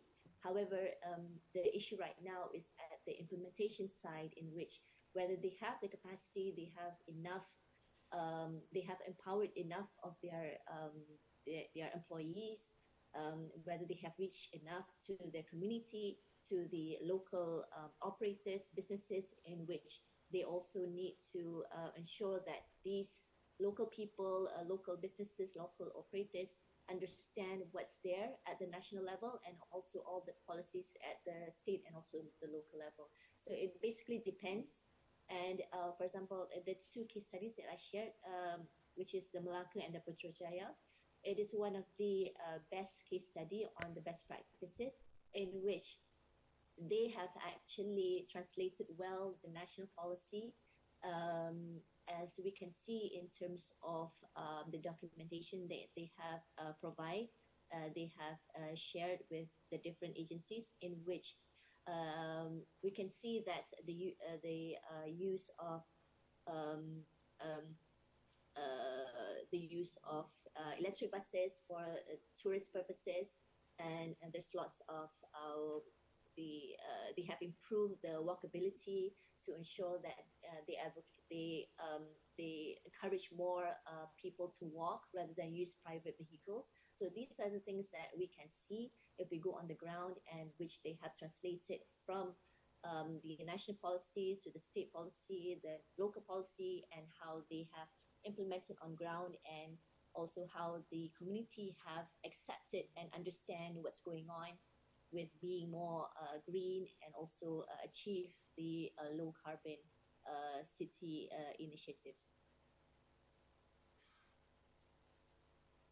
I think that's all from me. Any other questions? With that, we would like to wrap up the Q&A session, since we have to move on to another presentation. So thank you very much. Once again, thank you very much, Dr. Rani, for your valuable presentation. Highly appreciate your valuable time and consideration. Our fourth presentation will be delivered by Mr. Abdul Rahman Al Zamil. Today he will be sharing his insights on green city initiatives in Saudi Arabia. Mr. Al Zamil has 10 years working experience in developing national-wide engagement strategies, prioritizing engagements with all stakeholders in relation to the national priorities, and developing new partnerships with national, regional, and international stakeholders for sustainable development in the kingdom. He works in the Ministry of Economy and Planning as a general manager for the External Engagement Department for Sustainable Development, and prior to that, King Abdullah University of Science and Technology specialized enrichment programs for Saudi initiatives. As he is joining us virtually, as he's joining us virtually, please direct your attention to the screen. I would like to warmly welcome Mr. Al Zamil to commence his speech. Thank you very much for your kind introduction. Excellencies, distinguished guests, ladies and gentlemen, good morning. Today I am honored and privileged to speak to you about the importance of green cities and how they play a crucial role in achieving the United Nations Sustainable Development Goals. As we look towards a more sustainable future, it is imperative that we prioritize the creation of green cities that are designed to promote sustainable living and reduce our environmental impact. I would like to inform you that due to previously scheduled commitments, I would need to exit promptly following my address. It is with regret that I won't be available to answer questions immediately. However, your thoughts and inquiries are of great significance to us. We sincerely encourage you to forward any questions to the Secretariat, where we are committed to providing detailed responses at your earliest convenience. Your understanding is much appreciated. Ladies and gentlemen, green cities are designed to prioritize the need of their inhabitants while also being environmentally responsible. They are designed to be walkable, bikeable, and accessible, with public transportation systems that reduce the need for personal vehicles. They are also designed to incorporate green spaces and natural areas, which not only provide recreation opportunities, but also help mitigate air pollution and reduce the urban heat island effect. Urbanization is happening at an unprecedented rate, with more than half of the world's population now living in cities. This trend is expected to continue, with urban population projected to reach 6.5 billion by 2050. Saudi Arabia is making significant efforts towards the creation of green cities as part of Vision 2030. Saudi Vision 2030 is a comprehensive plan to transform the country's economy and society with a particular focus on sustainability. It includes a goal of developing several green cities by 2030, with each city built to be an environmentally sustainable and livable urban center. The Kingdom has set ambitious goals to reduce its carbon footprint, increase renewable energy production, and promote sustainable development. One of the key green cities in Saudi Arabia is NEOM. NEOM aims to be a hub for innovation and sustainability. It will be powered by renewable energy and will include smart infrastructure, sustainable transportation, and green spaces. NEOM is also committed to reduce its carbon footprint and promoting sustainable practices in its operation. Another example is King Abdullah Economic City, which is located near the city of Jeddah. King Abdullah Economic City is a sustainable urban center that prioritizes energy efficiency and renewable energy. Riyadh, the capital city of Saudi Arabia, is also taking steps towards becoming a green city. The city has invested in public transportation, including a new metro system that is currently under the final stages of construction. Riyadh City also has plans to create more green spaces, such as parks, gardens, to improve the quality of life for its residents.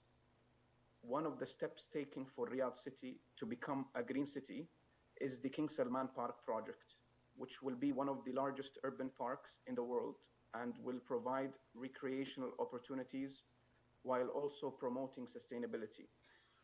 King Salman Park, built on more than 16 kilometers squared, to become the largest urban park in the world, offering a wide range of options and quality activities for the city's residents and visitors.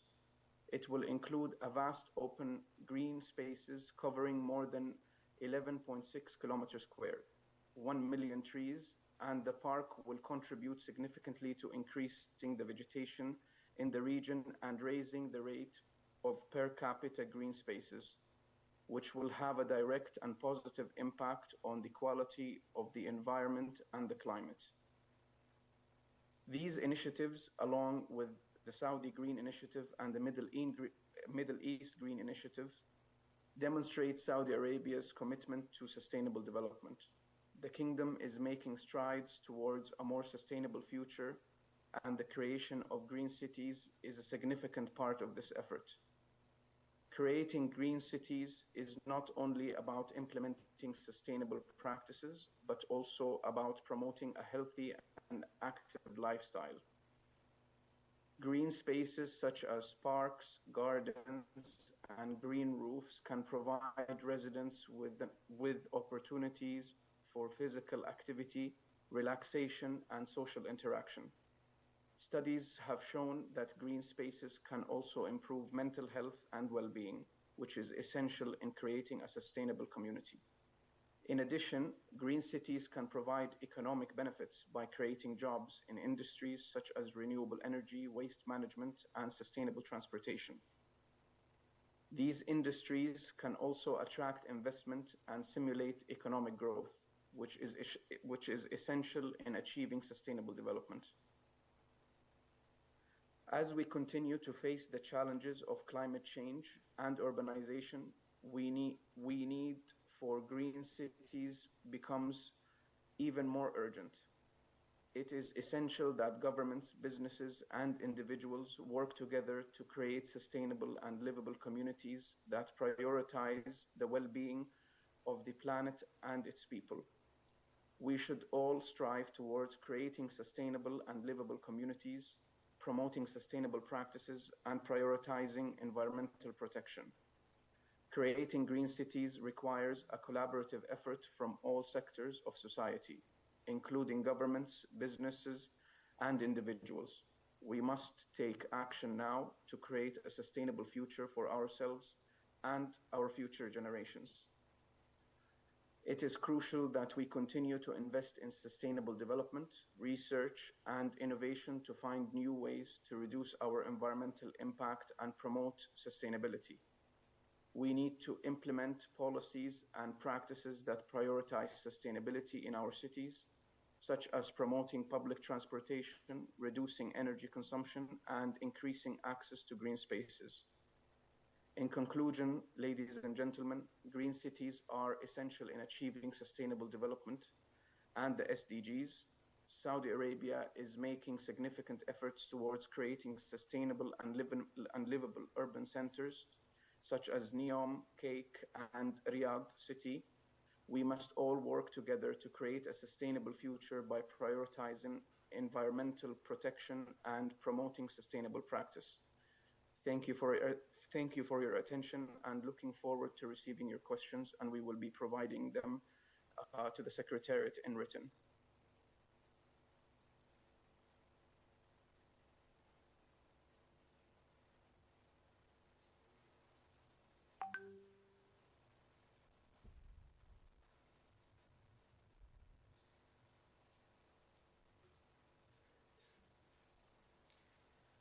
Thank you very much, Mr. Abdul Rahman Al Zamil, for sharing your knowledge and experience with us.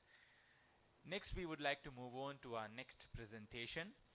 For our fifth presentation, we are honored to have Dr. Iresh Jayawardena, who will be enlightening us about the Green City initiatives from Auckland.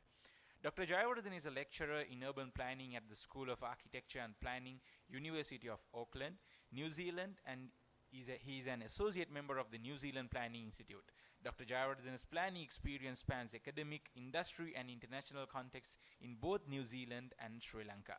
Following the completion of his PhD at the University of Auckland, he worked at a variety of strategic planning roles at Auckland Council. Currently, his academic pursuits focus on teaching and research, bridging the gap between theoretical knowledge, professional and practical planning issues, particularly within the dynamic realms of ecologically based planning, sustainability, climate change, risk, and adaptation. Please direct your attention to the screen as he is joining us virtually. Dr. Jayawardena, you may now proceed with your presentation.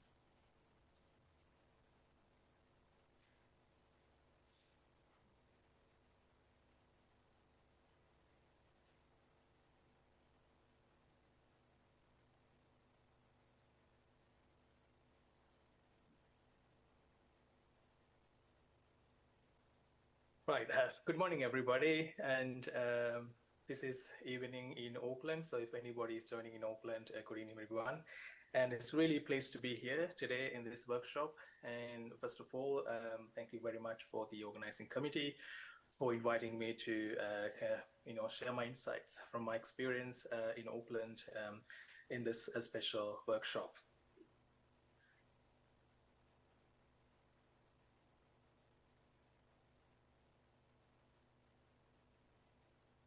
So before we begin with the presentation, I would like to give you a little bit of context about Auckland. If somebody is not quite familiar about where Auckland is in New Zealand. So New Zealand, as you see there, Auckland is located in the Northern Island. It's a country, it's a city of the about population of 1.72 million, based on the census in 2021. And it is expected that by 2044, Auckland could present about 37% of New Zealand population, which would be potentially about like 1/3 of the population that are currently living in New Zealand. Auckland also has been identified in various organizations as one of the reputed city for livability or quality of life. So this is because mainly the country or even the city has outstanding beautiful natural environment, and that natural environment brings quite a lifestyle opportunities for the people who are living in the city. So it's a very multicultural city. We have about 120 different ethnicities living and sharing Auckland as their home. So therefore, I think green initiatives are really important as we getting much more population migrating into like city like Auckland. Before start with the green initiatives, I would like to very quickly go through about the New Zealand planning context. I will not be talking quite much about the national level planning as Dr. Rani explained in her presentation, but briefly focusing on Auckland.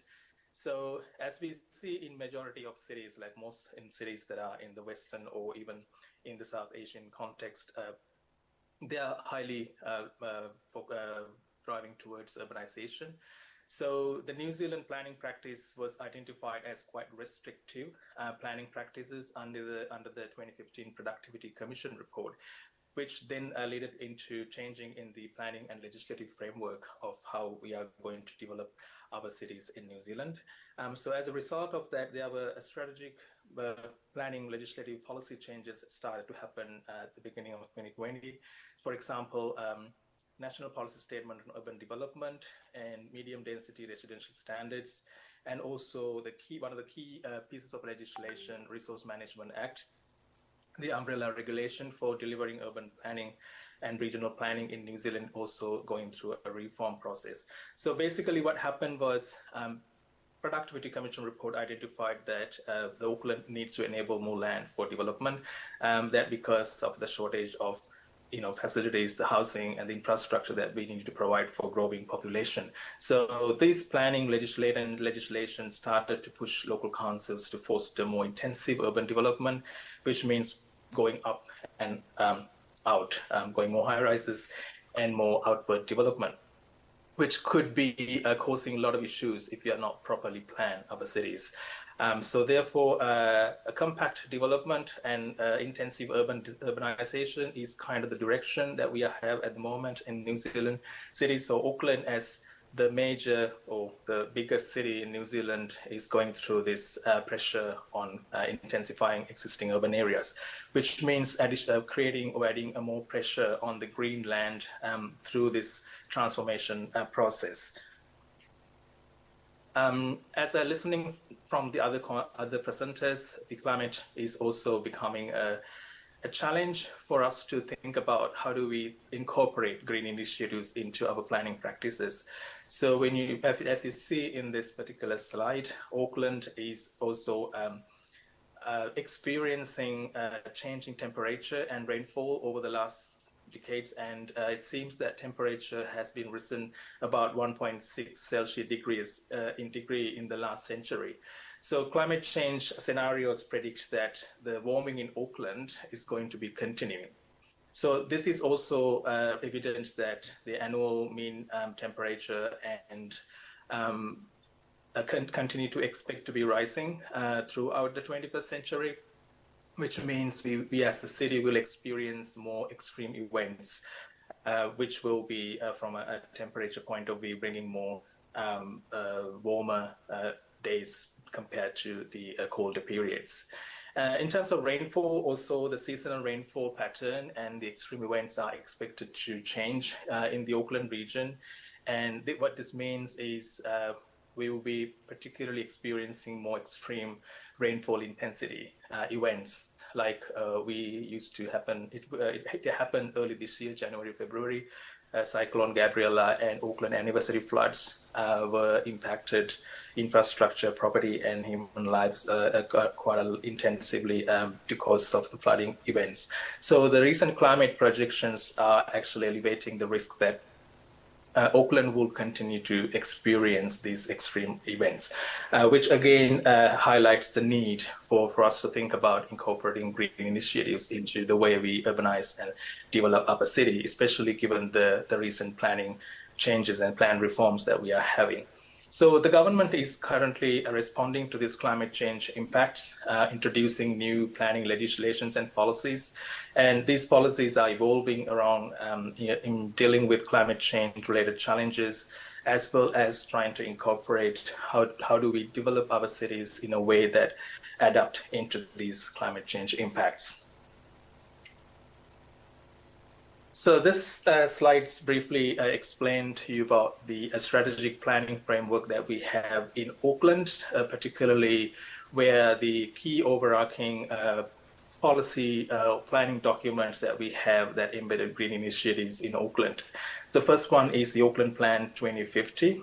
The Auckland Plan 2050 is the plan that provides how the future development direction of the city is going to be occurred in the next 30 years' time, and also identifying areas or drivers where the change should happen, especially when we're thinking about enabling more environmentally, culturally, and socially sustainable city as Auckland. So the Auckland Plan incorporates a development strategy with 6 strategic outcomes, as you see in this slide. So basically, in terms of green city initiatives, the Auckland Plan highly promote to city to incorporate energy transformation practices, as well as highly committed to emission reduction. Auckland Plan 2050 also have a vision to become Auckland as a green city by 2050, incorporating or increasing the existing and future green infrastructure around the city. And also it has a vision that says the city needs to see the native bird life and insects thriving even in the dense urban environment once we achieve this urbanized outcome. So that is the vision that Auckland Plan is trying to incorporate. The other plan that you see on your right side is the climate plan. So the climate plan is really important because, as I said at the beginning, our climate is changing, emissions continue to rise, and we are seeing more extreme events regionally as Auckland, as well as other parts of New Zealand, and even worldwide. So New Zealand government took this initiative in 2020, and we have incorporated our National Adaptation Plan, as well as our National Emission Plan. In order to give effect to these national planning directions, Auckland Council put together an Auckland Climate Plan in 2020. So the Auckland Climate Plan is our roadmap to zero emissions. So I've been hearing to other presenters as well, they're talking about different cities, how they're trying to achieve zero emissions in different time periods. So as we continue to see more extreme events regionally and around the country, so therefore it's really important how do we respond to reducing our greenhouse gas emissions. So Climate Action Plan has put forward promises to reduce our greenhouse gas emission in Auckland by 50% by the 2030, and then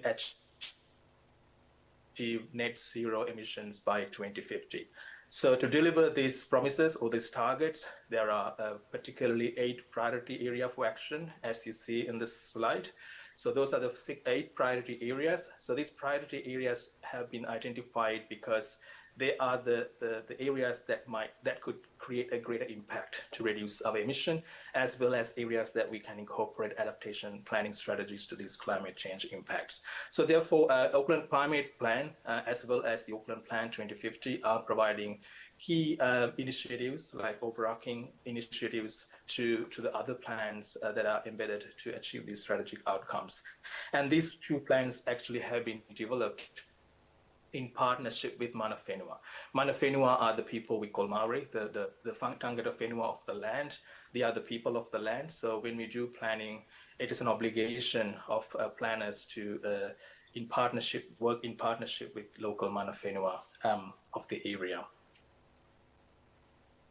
So this presentation, based on the Auckland Plan 2050 and the Auckland Climate Plan that I just briefly explained to you before, I identified key green initiatives that I would like to share with you in this audience. I'm going to be really brief here because each of these projects are actually really quite intense in terms of scale. But I'm happy to give you resources to you at the end of the presentation. So if you're anybody interested to go find out about these strategic planning and policy documents, I have provided them in the reference list. So the first one is Auckland Urban Nahari, which is Nahari means the forest in Maori words. So Auckland Urban Nahari is the Auckland Forest Strategy. It is important because New Zealand is a biodiversity hotspot. So if you're looking at the native plants that we found in New Zealand, more than 80% of our native plants found nowhere else in the world. So New Zealand has a unique biodiversity. So therefore, Urban Nahari strategy is to incorporate how Auckland tree canopy, especially the forest canopy cover, can be increased over the time. So it is estimated that about the tree canopy cover in Auckland to be increased at least by 18% to 30% by 2050. And this also has a strategy where at least 15% of tree canopy cover to be increased within every individual local board area in the Auckland region within this time frame. So it is also a kind of a response to address inequality, because if you look at in one of the maps that I was in my presentation at the beginning, which I couldn't mention to you, that map shows you about the existing green canopy distribution in Auckland region. So if you overlay the existing green canopy distribution with the existing socioeconomic layers, you can see the people who are less socioeconomic environments, or people who are living in less socioeconomic conditions or economically deprived urban local environments have access to less green environment. So people who are in high economic environment or economically high standard of living, people have access to more green spaces. So therefore, one of the strategy of Auckland Urban Nahari is to reduce this inequality, and therefore to increase more tree canopy cover across the region to have equal access to green spaces.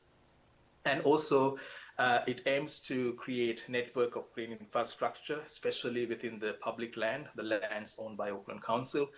And also it's tried to improve links between green spaces by introducing ecological corridors, so that provides access to green networks within the region. And other plans like Low Carbon Auckland, as I mentioned to you, this is a strategy coming out as a result of Auckland Climate Plan.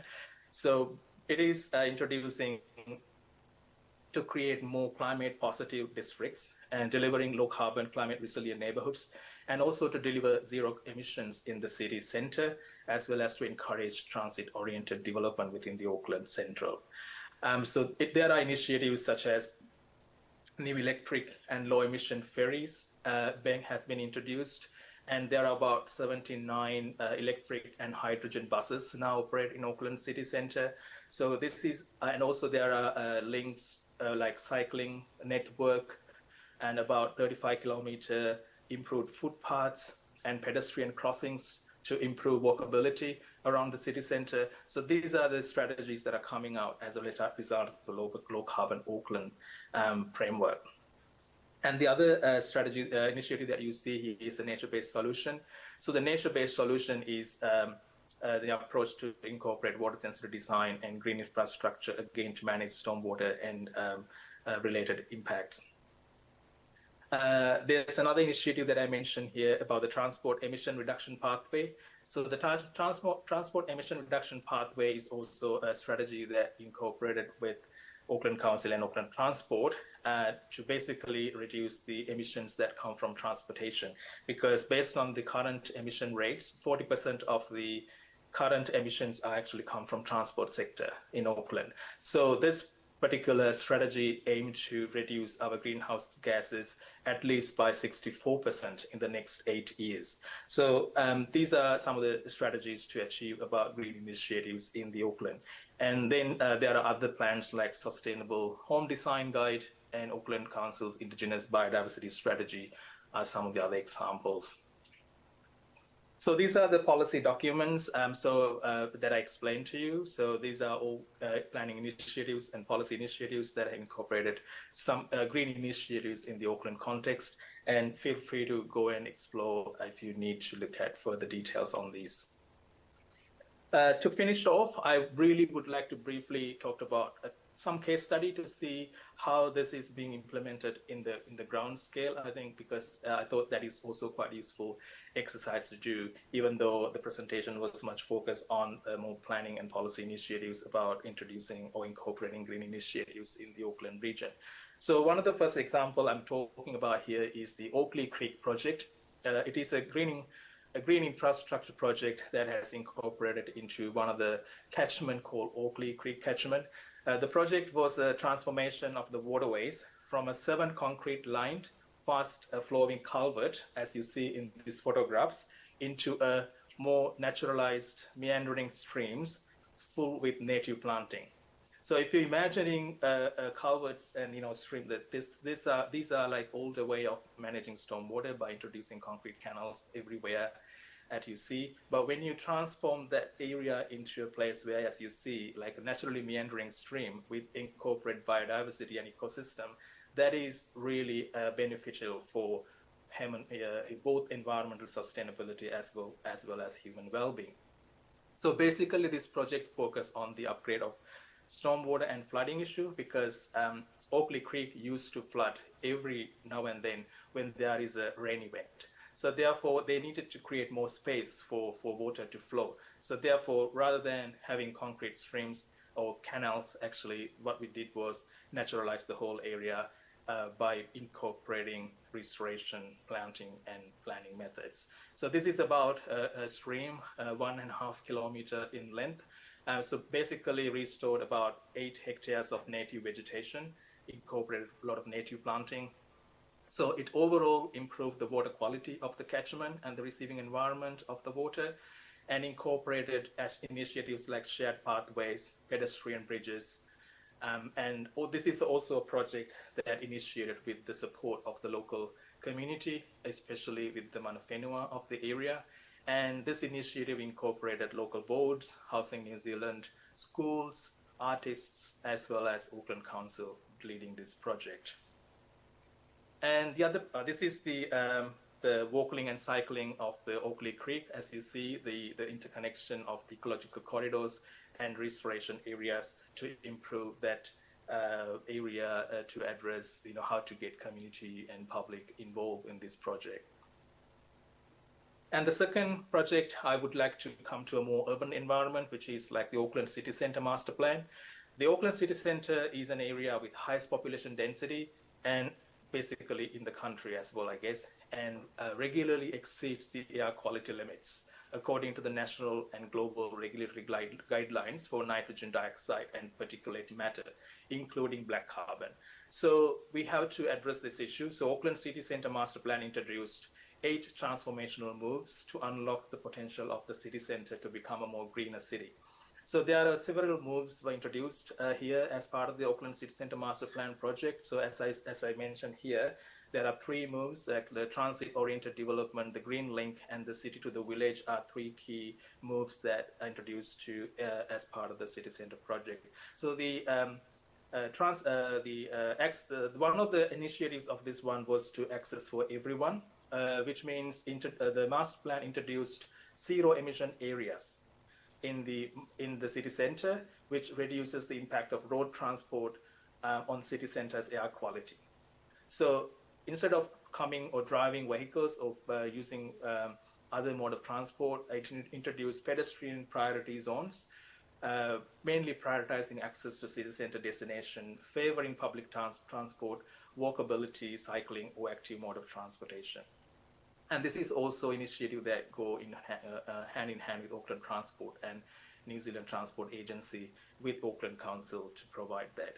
And the other initiative is the City to the Villages strategy as part of the master plan, which means when you look at the existing CBD and the surrounding fringe area, there's always natural and artificial barriers that restrict people or people movements between from central city to the urban fringe. So the City to the Village initiative was to remove these barriers and then improve the links between the central city and the city fringes, where people can freely move. Cycle infrastructure, enabling trees, and also providing better street lighting to people to use this spatial during the day and night was one of the key initiatives to bring that initiative. So that also provided opportunity to access the city through city fringes areas. So this is one of the photos in the Queen Street, like one of the major streets of the city before the city center master plan was incorporated. And now if you go to the same place, this is what you see the transformation has happened, where you can see a lot of native plants have been incorporated in the streets, a lot of space for people to walk and cycle, and there's less room for cycle cars or other types of emission generating modes to use during the on the street. So these are the resources that I mentioned to you before. So links are provided. So if anybody interested to go and find out details about this project, feel free to go to those links. And I'm also happy to provide any details if you need it in addition. Thank you so much. And I'm Inuhi. And if you have any questions, I'm happy to answer those. Thank you.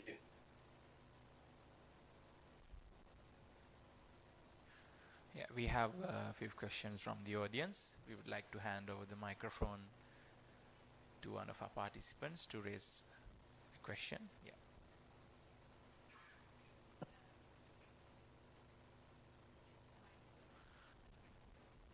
Can you please check the microphone? I think the microphone is not working.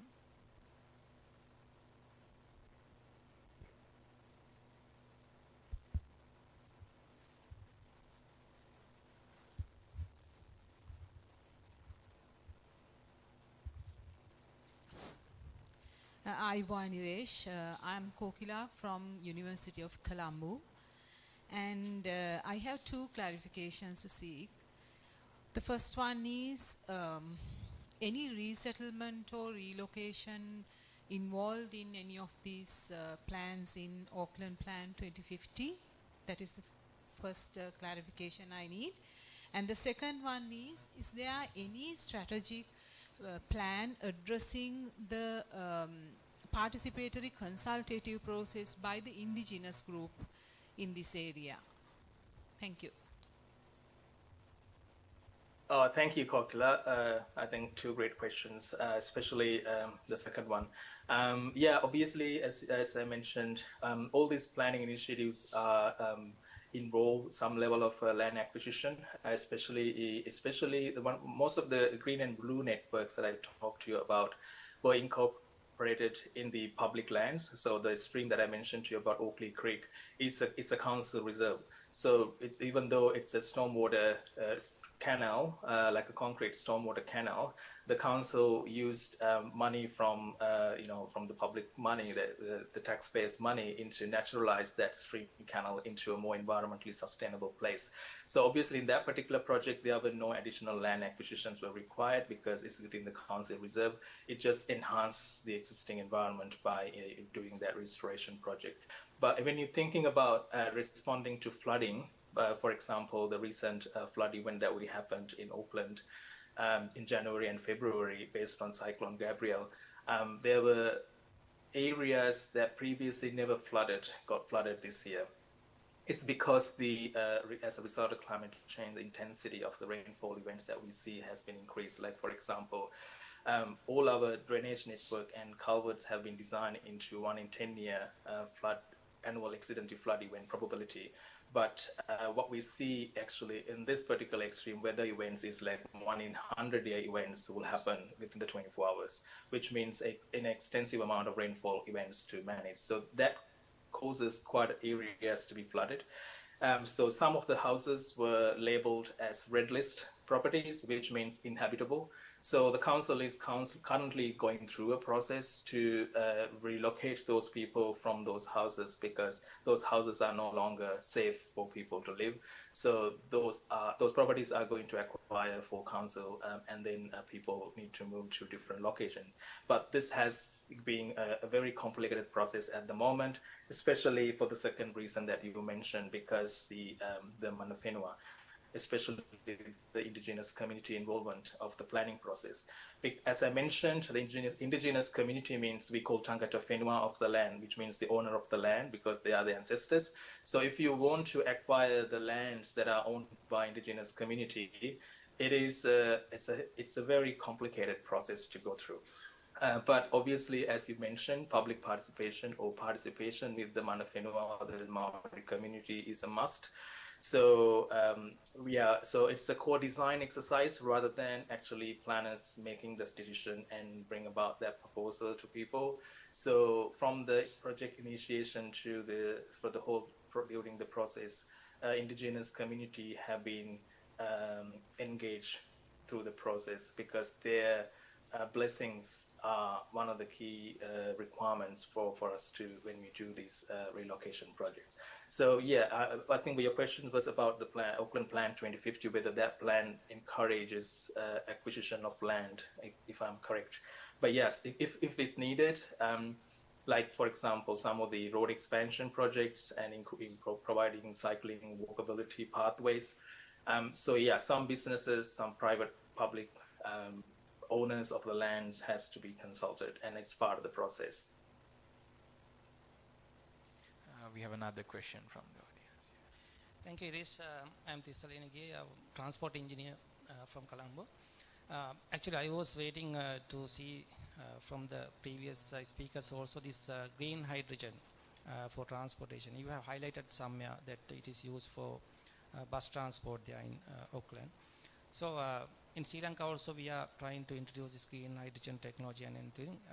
Even India and all other countries are already using this one.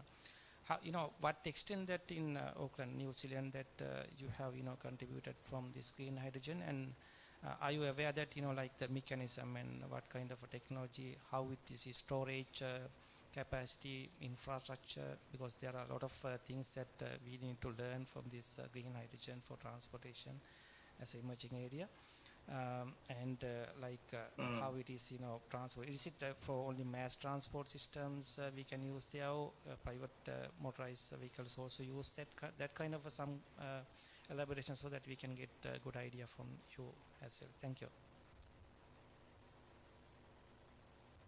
Yeah, thank you for your question. Sorry, I didn't catch your name, but yeah, I mean, yeah, I'm not really in a position to answer the mechanical side of the question that you ask about what sort of technology those transport buses uses.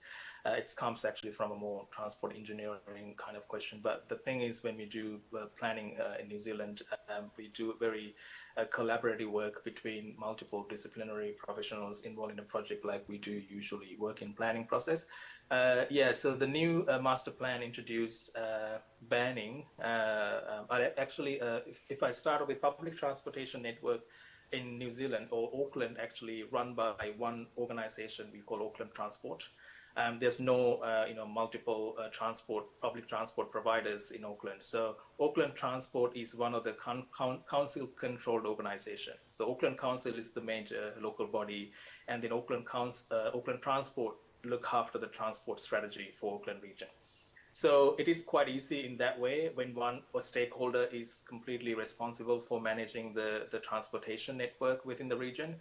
So it is a strategy that Auckland Transport and New Zealand Transport Agency came on board with, providing greenhouse gas emission or emission reduction within the Auckland city centre, especially a place where highly population is densified, as well as constantly exceeding the air quality target rates that we have. So the idea was to remove all the buses, diesel buses, or any buses that petrol or diesel buses from the network. So Auckland Transport invested I'm not sure how much money, but to replace all the diesel buses to incorporate electric buses and hydrogen gas buses into the system. So there is a loop system in the city that runs every 5 to 10 minutes that with a blue, red, and yellow network. So all these continuous 3 network, the buses that runs in the central metro area are electric and hydro powered buses, which means again a strategy to reduce our emissions by 64% by the next 8 years. So this is one of the initiatives that recently incorporated. And also part of that, as I mentioned to you, there are streets that are completely banned from accessing cars. So they are completely enabled for walkability and cycling or any active mode of riding like scooters and things like that. Yeah, so that way is where the transportation sector is contributing to the net zero emission vision to achieve by 2050. Thank you. And Dr. Jayawardena, may I audible? Chetika, I can hear you, but very, very low noise voice. How about now? Yeah. So thank you for the presentation. So there is one request from a Zoom participant. Could you please share the slide with the links? So if you can share the participant. Sorry, Chetika, I really can't hear you.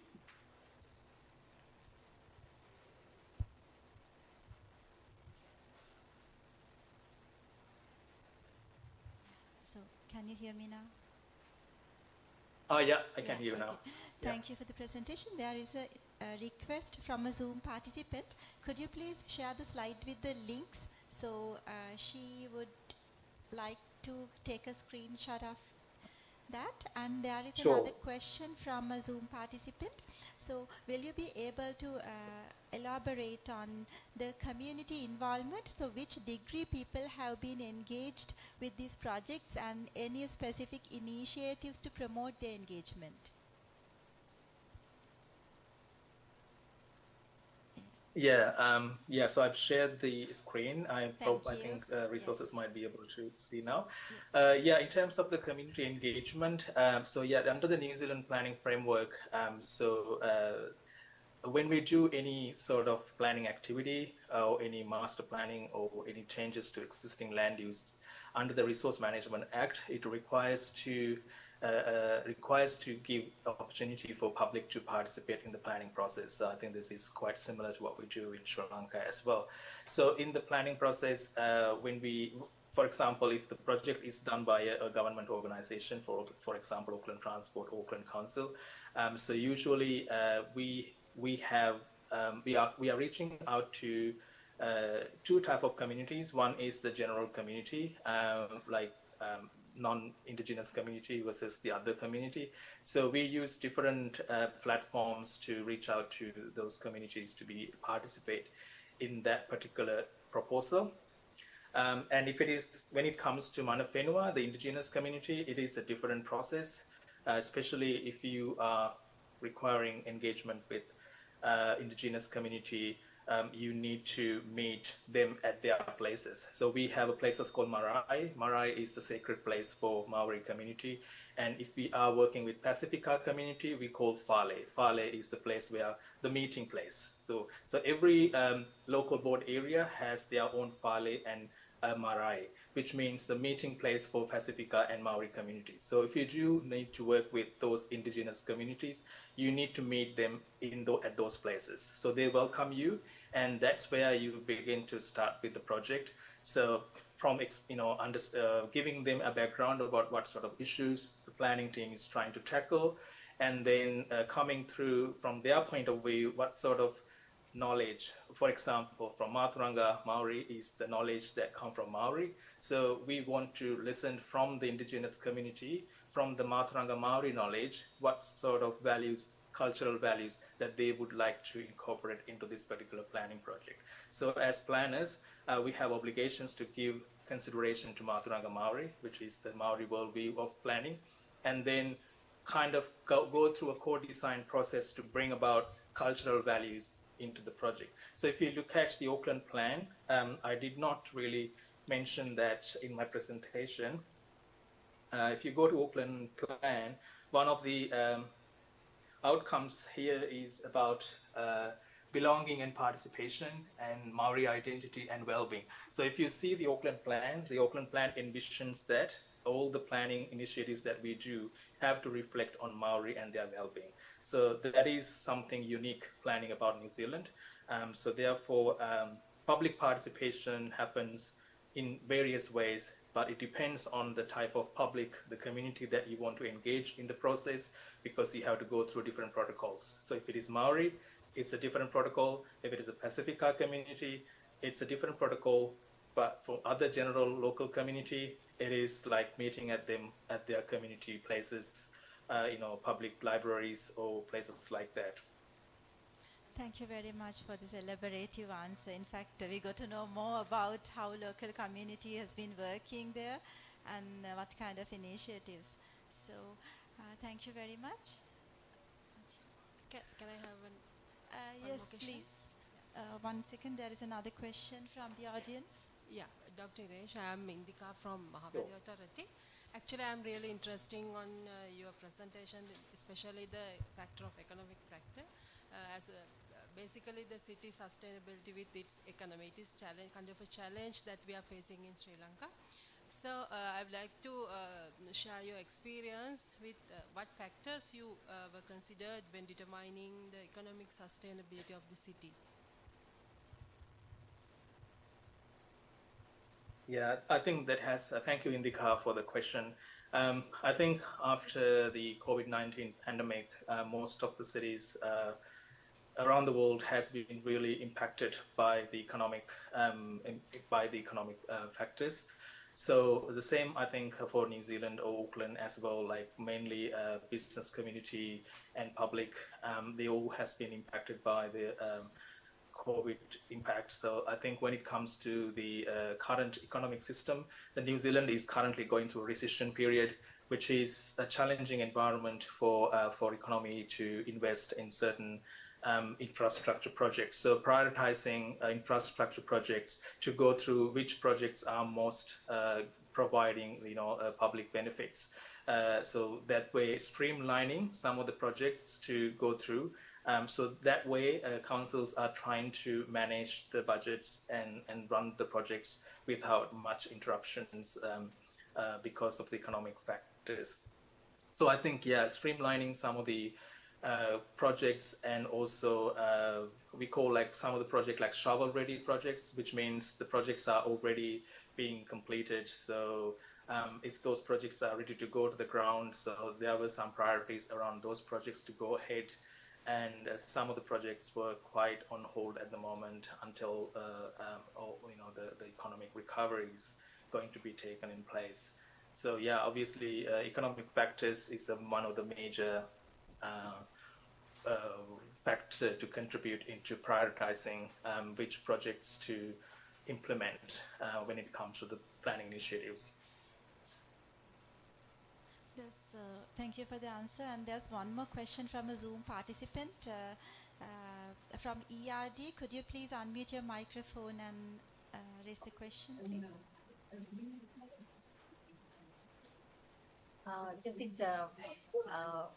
I'm really impressive about this Auckland plan, of course, Auckland Plan 2050. I have a question from the planning and implementation point of view. Of course, developing this plan might have been integration of a lot of parties, I think a lot of stakeholders.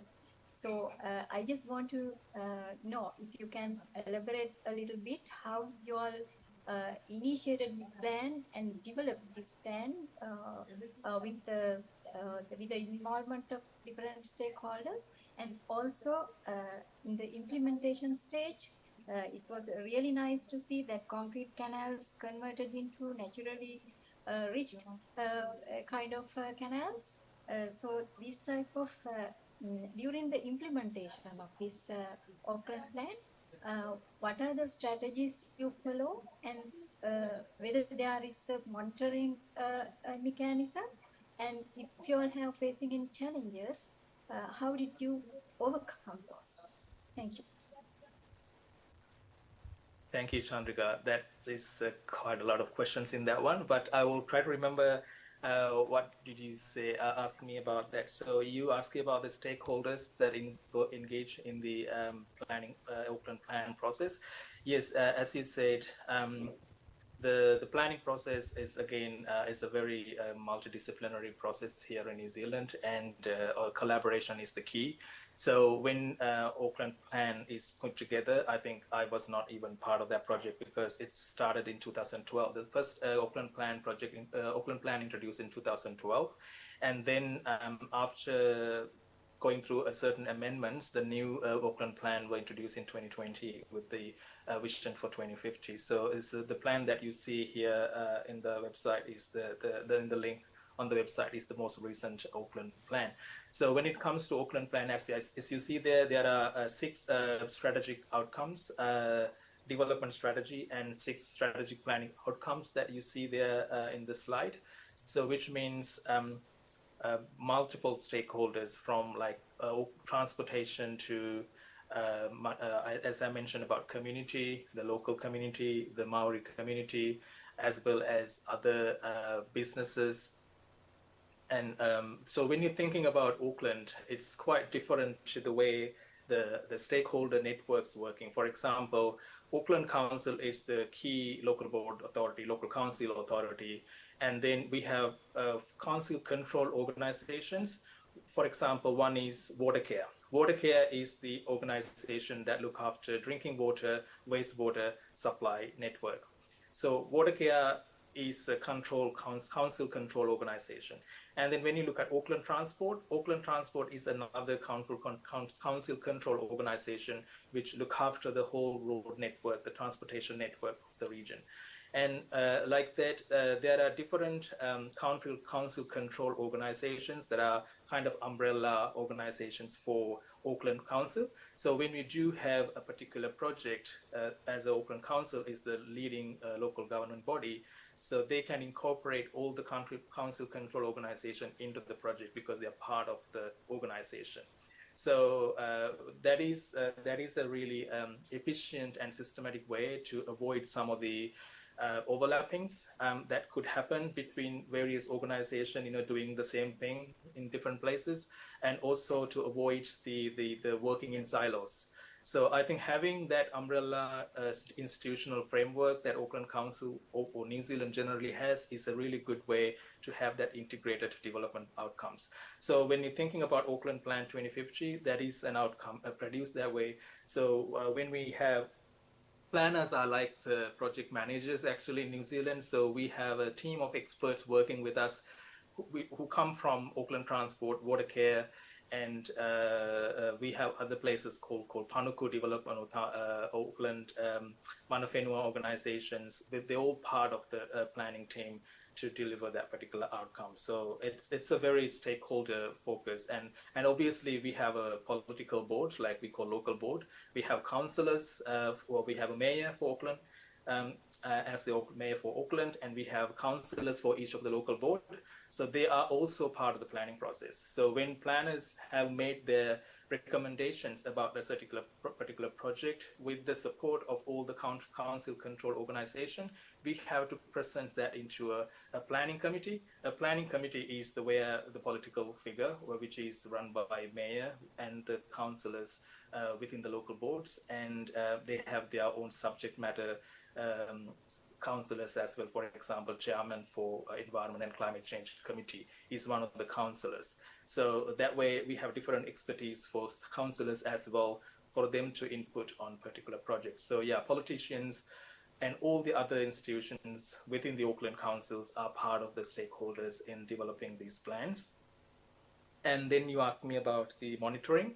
Yes, so for each of these strategic outcomes, there is a monitoring framework. So Auckland Council got every yearly monitoring. Like we have a organization with, a department within the Auckland Council called REMU, which is Research Evaluation Monitoring Unit.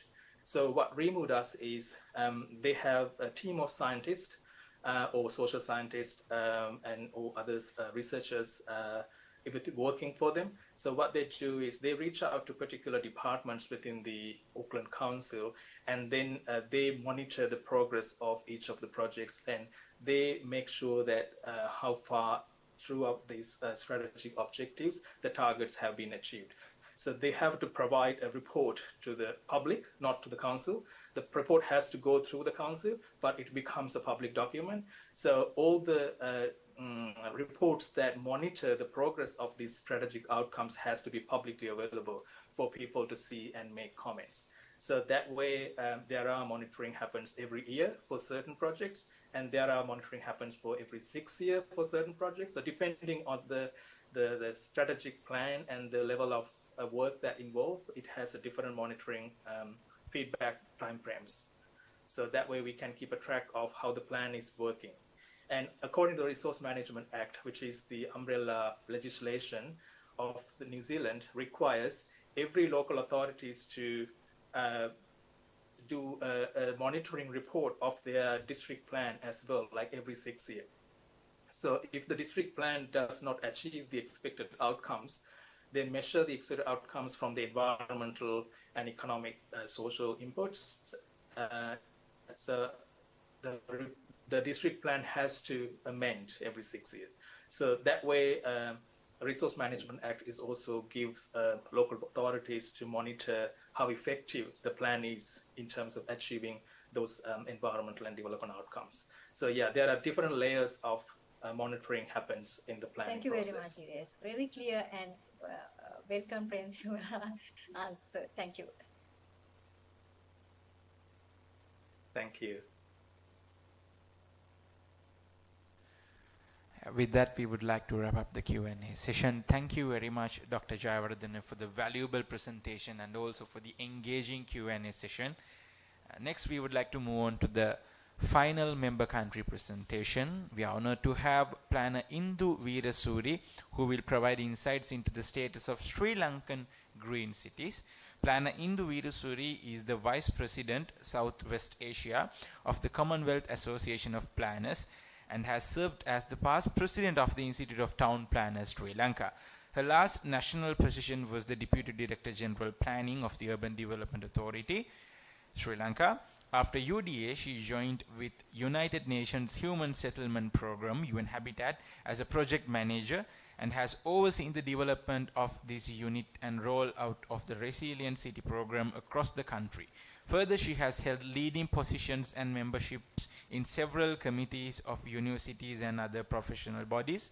She is also a visiting lecturer to national universities such as University of Colombo, University of Moratuwa, and University of Sri Jayawardenepura. I would like to warmly welcome Planner Indu Veerasuri to proceed with her presentation.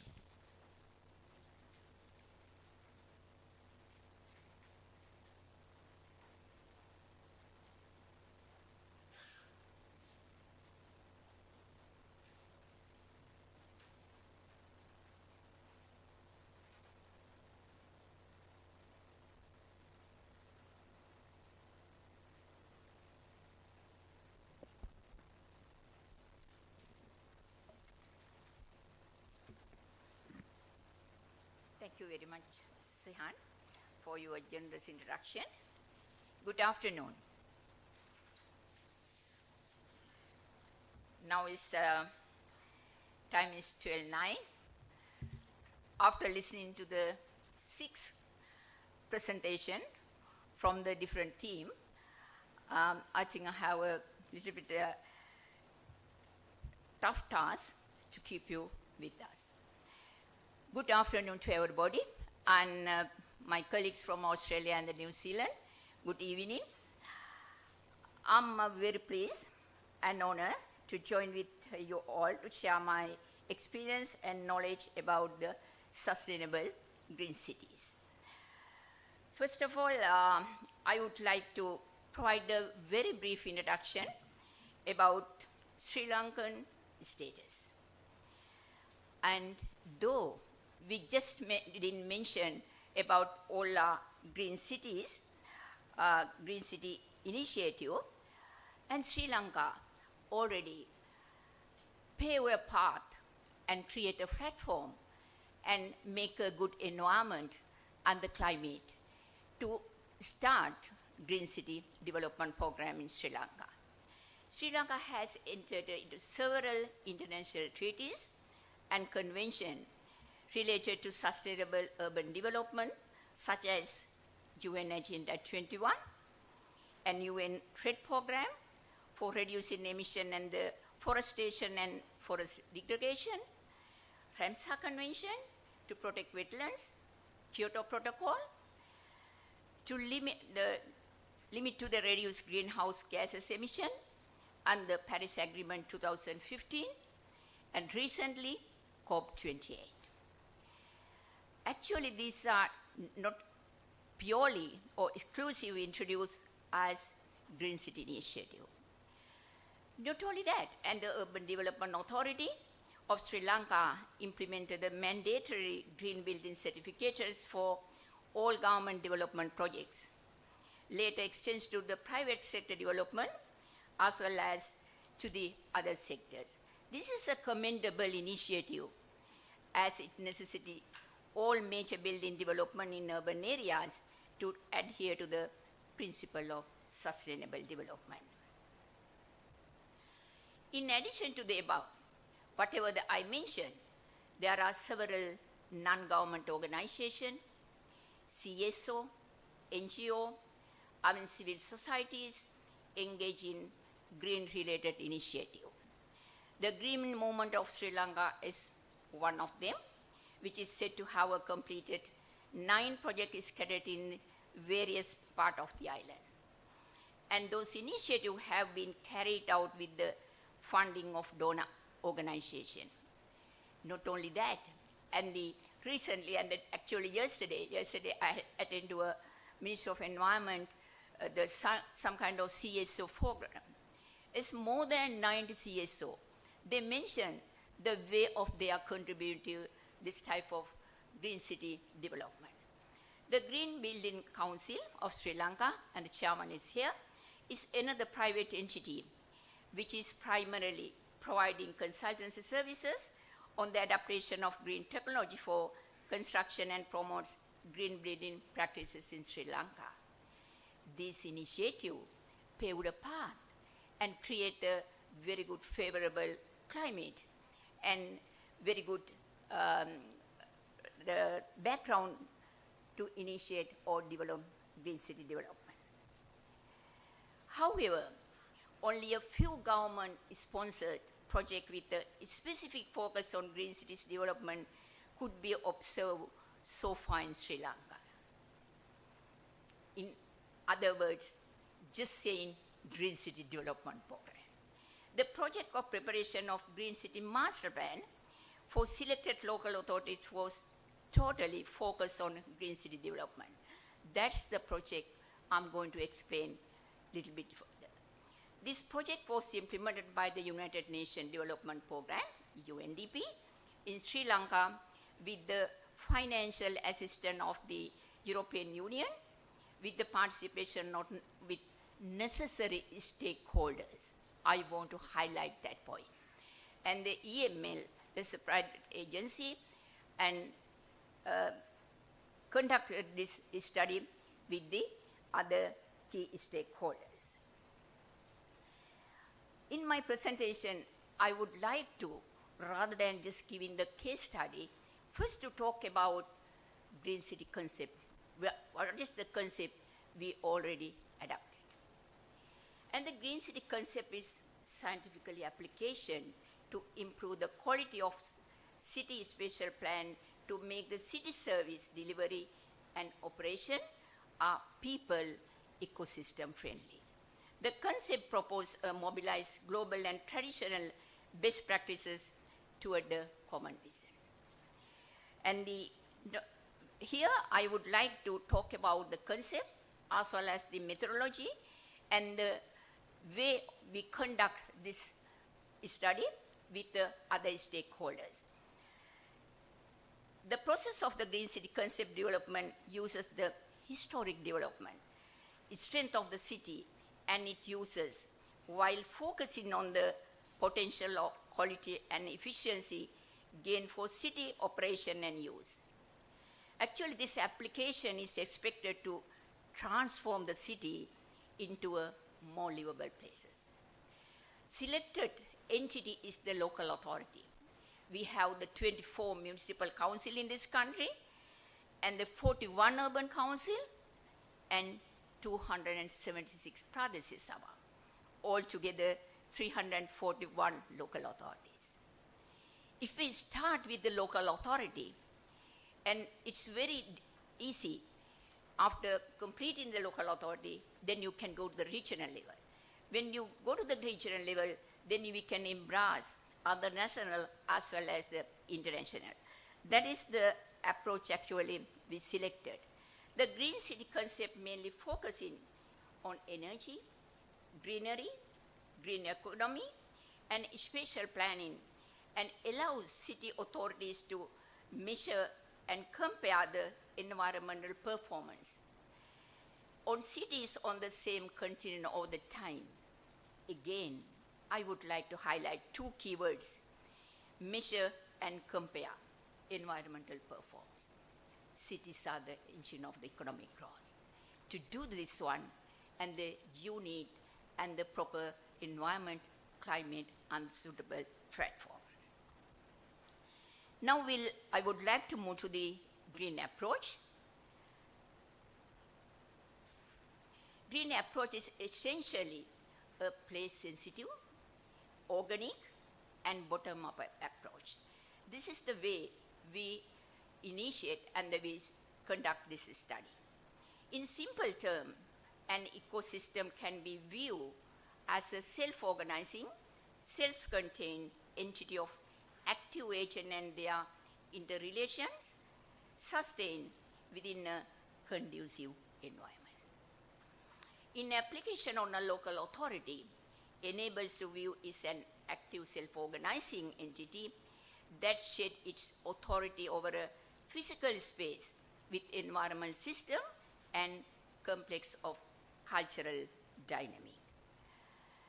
This understanding is expected to demonstrate all three stages of our consultancy process. That is conceptualization, thought process, and the process design.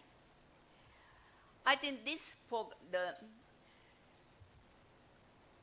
sketch and tell you what is our conceptualization as a local authority.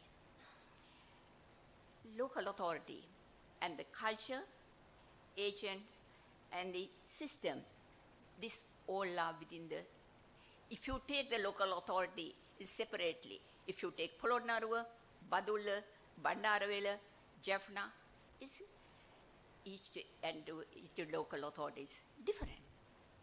They have their own culture, and they have their different type of system, approaches, application, and before introducing the green city development, first you have to understand this complexity, how they react, how they are going to move, and to give the different type of solution, especially the environmental friendly solution.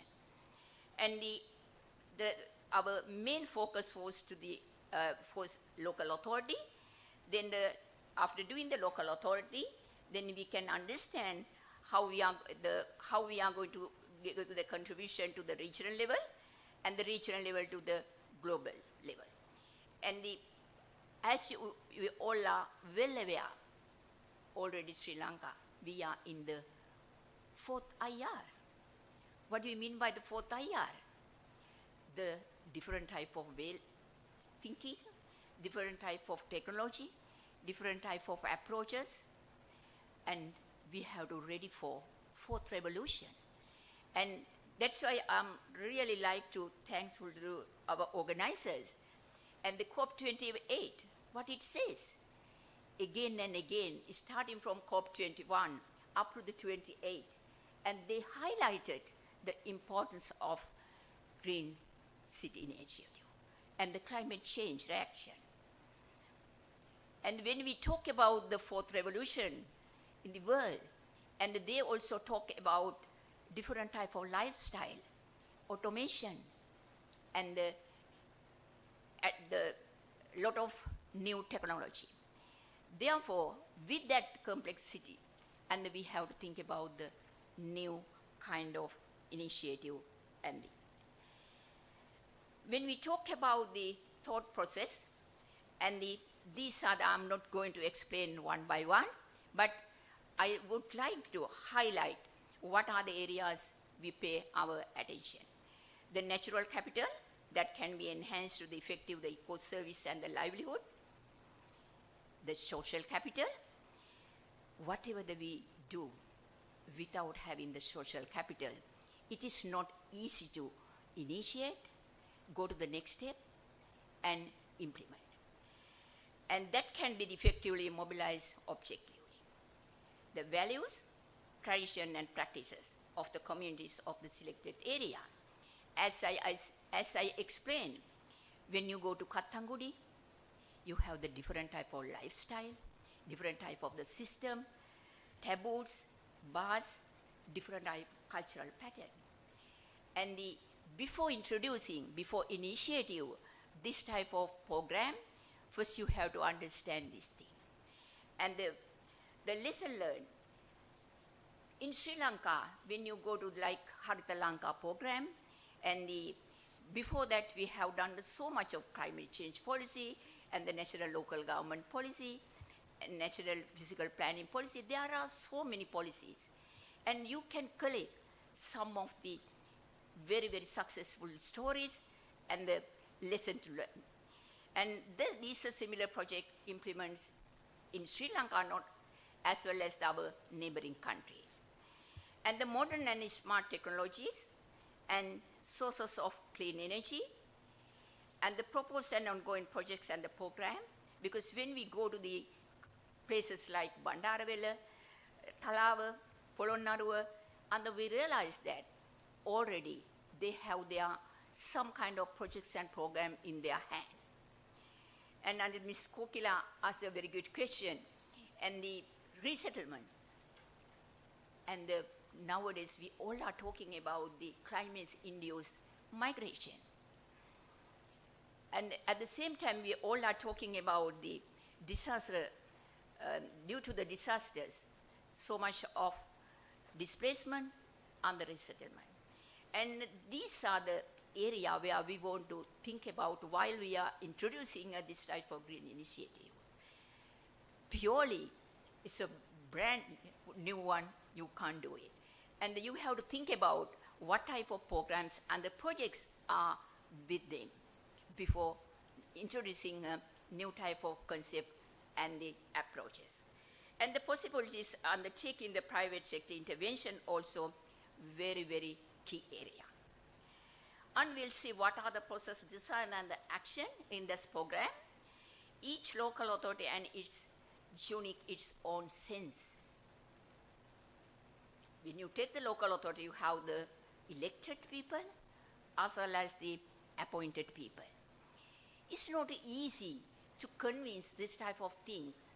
Therefore, we understood before we initiated our program to be with them and to have the series of stakeholder consultation.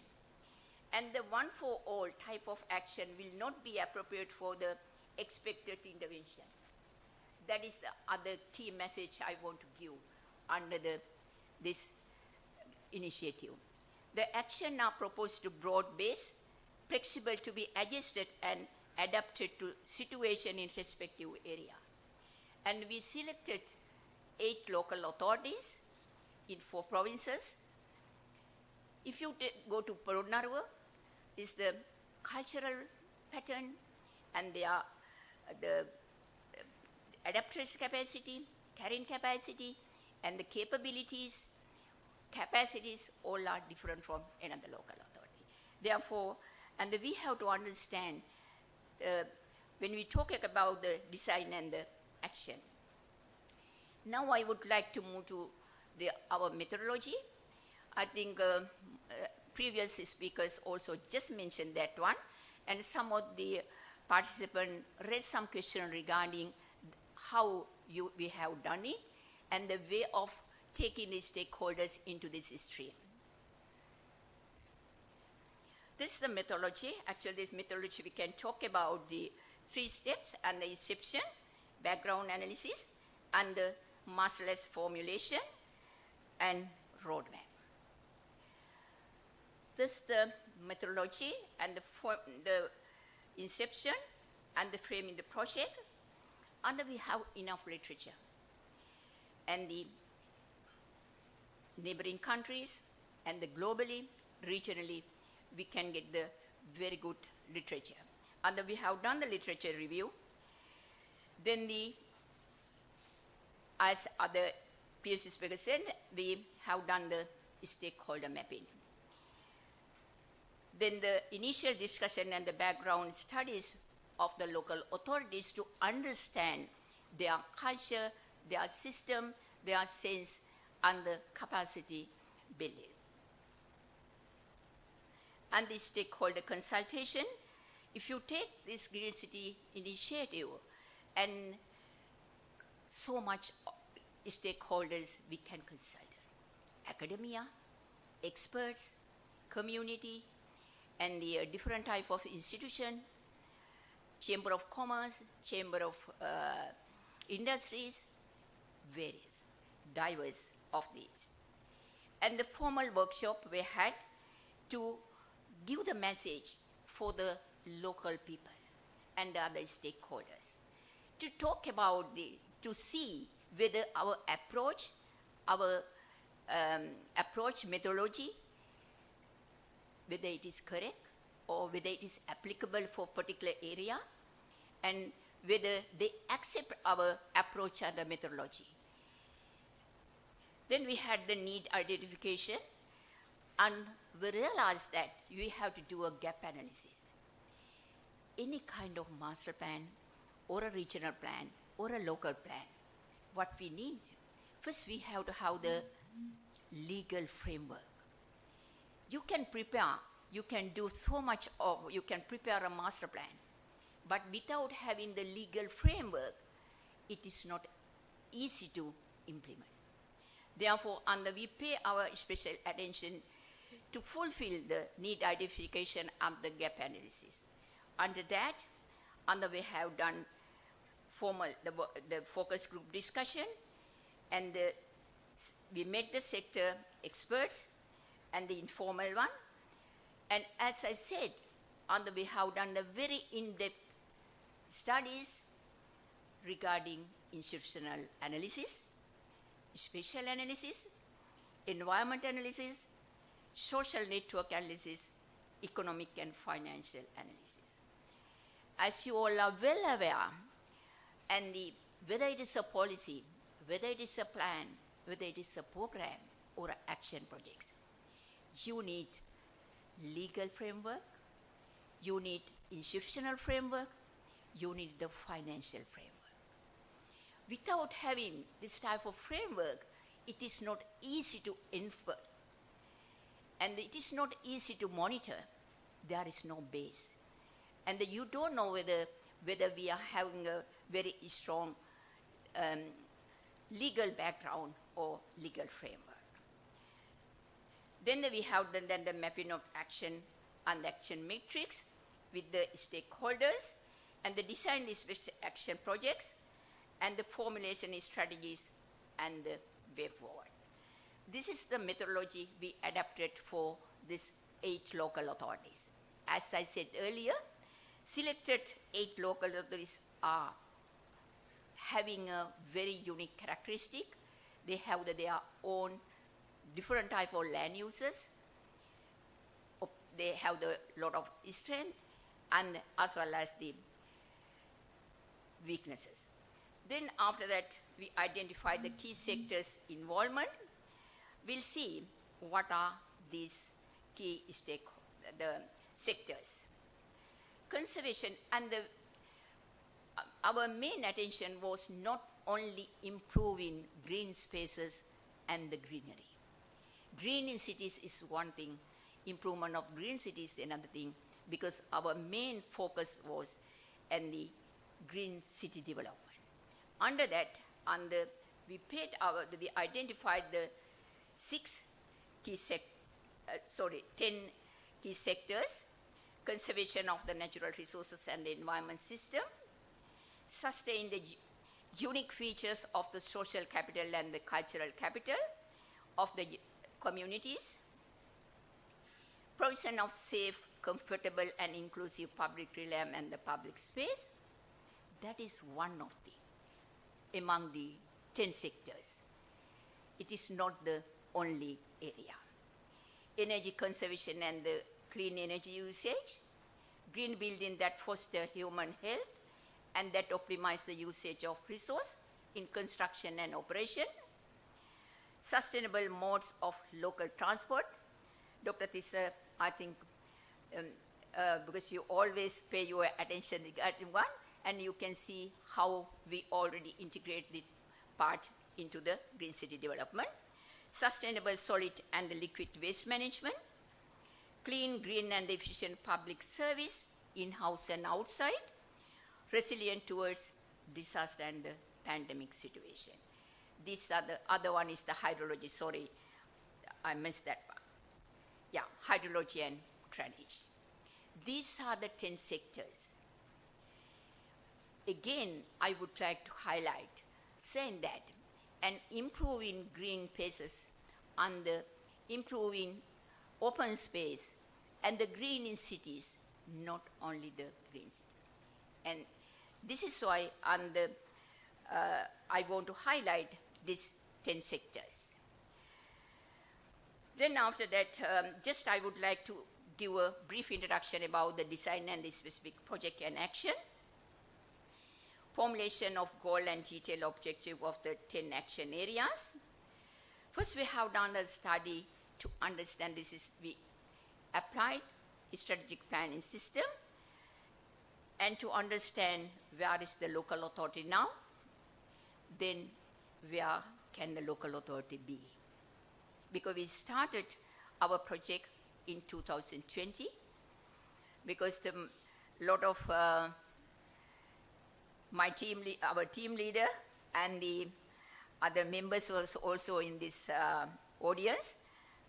Therefore, and if I miss anything, they also can contribute later. And the local authority, and when we are talking about the time horizon, and we just divide it into 3, short term, medium, and the long term. This is the time horizon. We allocated short term for the 2-year horizon, and the medium term 50 years horizon, and the long term 10 to 20 horizon. Then after that, we pay our attention to identify what are the strategic action. Strategic on the way forward, under the roadmap, we talk about the specific actors, that is the parties directly and indirectly responsible for the implementation. And we can design, we can formulate so much of things. But the thing is, the problem is the sustainability.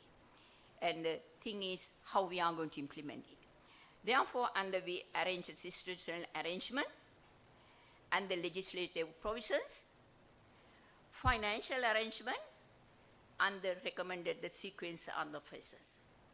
In nutshell, actually, I'm going to talk about, because the given time for me is 15 minutes, and within the 15 minutes, I have to cover everything. Therefore, if you need further clarification, I'm ready to explain. But just I'll talk about only the main features of the Green City, preparation of the Green City Master Plan. And these are the selected local authorities for Green City development. On the first phase, and you can see we started in the Eastern Province. We selected in the phase 1, Kathankudi UC. On the phase 2, Trincomalee Town and the Fourgravels PS, Pradesh Sabha. And from the Northern Province, on the Mana UC. On the phase 2, Vaunia UC, now is Vaunia MC. And the North Central Province, Talava PS. And under the phase 2, Polonnaruwa Municipal Council. From the Uva Province, Bandaravel MC and the Badul MC. And for these 8 local authorities, under this program, we prepare the Green City Master Plan. Because here I want to highlight the our methodology, approach, and the concept. Having said that, just I take some of the case studies, not all, and the way of our initiative. And because our projects also, as I said, without framing, without preparing the background, it's not easy to do the project. Therefore, under our projects, under 3 types of projects, and then we have the pre-request project, that is making the environment. And especially as you are well aware, you can't go and do any, introduce the local authority this type of program without getting the concurrence and without forming the standing committee, without informing to their elective and the appointed committees. Like that, there are so many procedures. And the projects, and after that, under the previous projects, you can see the forming and operating the standing committee, preparation of the strategic environmental assessment, a community-based green city monitoring program, and establishment of the dedicated landscape and the environment management unit. These are some of the proposals under the pre-request project. Then after that, we introduce some kind of common strategies on proposal. Just I select only the few, and the change of introduction and the knowledge generation enhancement is stakeholder on Green City Master Plan, and environmental reporting and communication with public, and the development of administrative and the legal frame for implementing green building and foster human health, optimize the usage of resource in construction and operation. And the development of the administrative and the legal framework for energy conservation and the clean energy generation. That's why I told you, because without having the prerequisite and the not fulfilling the prerequisite, and we can't go to the next step. You can go to the extra mile if you fulfill these all kind of common facilities and the amenities. Development of the greenhouse baseline monitoring model and the setting up the city recycling economic center. Just I very quickly, I'll go through some of the projects we identified, and I want to highlight the fact, and for each and every city, and we formulate a vision. And based on that vision, and we formulate our strategies as well as the action project with stakeholders and all kind of the other sector agencies. Green Park City in the Badulla Valley. This is the vision for Badulla. Under that, goal 1, urban from these are some of the goals. I'm not going to talk, you can read it. And because with the time limit, I think I have only then the 5 minutes. Yeah? Yeah. And this is the Badulla, some of the projects, integrated wetland-based ecosystem conservation and management. And the second project, we identified the revitalization of the network of green and shady pedestrian areas covering the core area of the Badulla town. I think already I noticed that this one, and they discuss and there are committees and put the same proposal. I can see the Badulla development plan. Actually, one of the suggestion is after preparing this our master plan to integrate with the UDA urban plan. Otherwise, because UDA is preparing us another plan, this plan will remain at the local authority. Therefore, and we suggest and we discuss with the Urban Development Authority, and we went to their planning committee, and we had a very lengthy discussion and a series of discussion with the officers how to integrate this proposal with the UDA development plan. And the Badulla, our third project, is the facilitation of the safe pedestrian flow path through the rectifying the missing links. I think Dr. Iresh also mentioned in the Auckland how they improve the facilities of the safe pedestrian and at the intersection, and the providing cycle lane and the providing the proper intersection and the pavement like that. And the improvement of the community bathing and the recreational facility is the Kolometia area in Badulla. When you go to Badulla, you can see, and the Badulu Oya, and there are several times hotels, and you can see it says, and it's very specific to the Badulu Oya, but when you go there, you can't see the Badulu Oya. Now, Badulu Oya already is completely encroached by the encroachers, as well as it's already filled of the stream. Therefore, and we thought after talking to all the stakeholders, they highlight the importance of improvement of the community bathing and the recreation facilities at Kolometia area, and to improve the Badulu Oya. And the green ground tomorrow, then after that I told you, and we had the different type of vision, and the Trincomalee, the Pradesh Sabha, and we formulate a vision, that's the green ground of tomorrow metropolis by the Blue Bay. You know the urban hierarchy of Trincomalee and the potential of the Trincomalee, and now according to the 2048, what would be the vision of the Trincomalee, and considering all kind of future scenarios and the economic policies, and we formulate the vision as well as the several type of goals to achieve this. And the first goal of the Trincomalee is the green infrastructure, ready for future metropolis, and the space for enhanced utility existing oceanfront, port marine, and the eco-resources.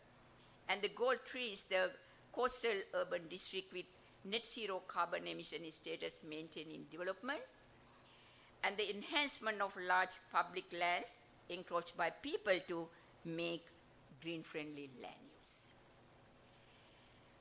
And when you just examine the amended National Physical Plan, you can see what's the hierarchy of the Trincomalee.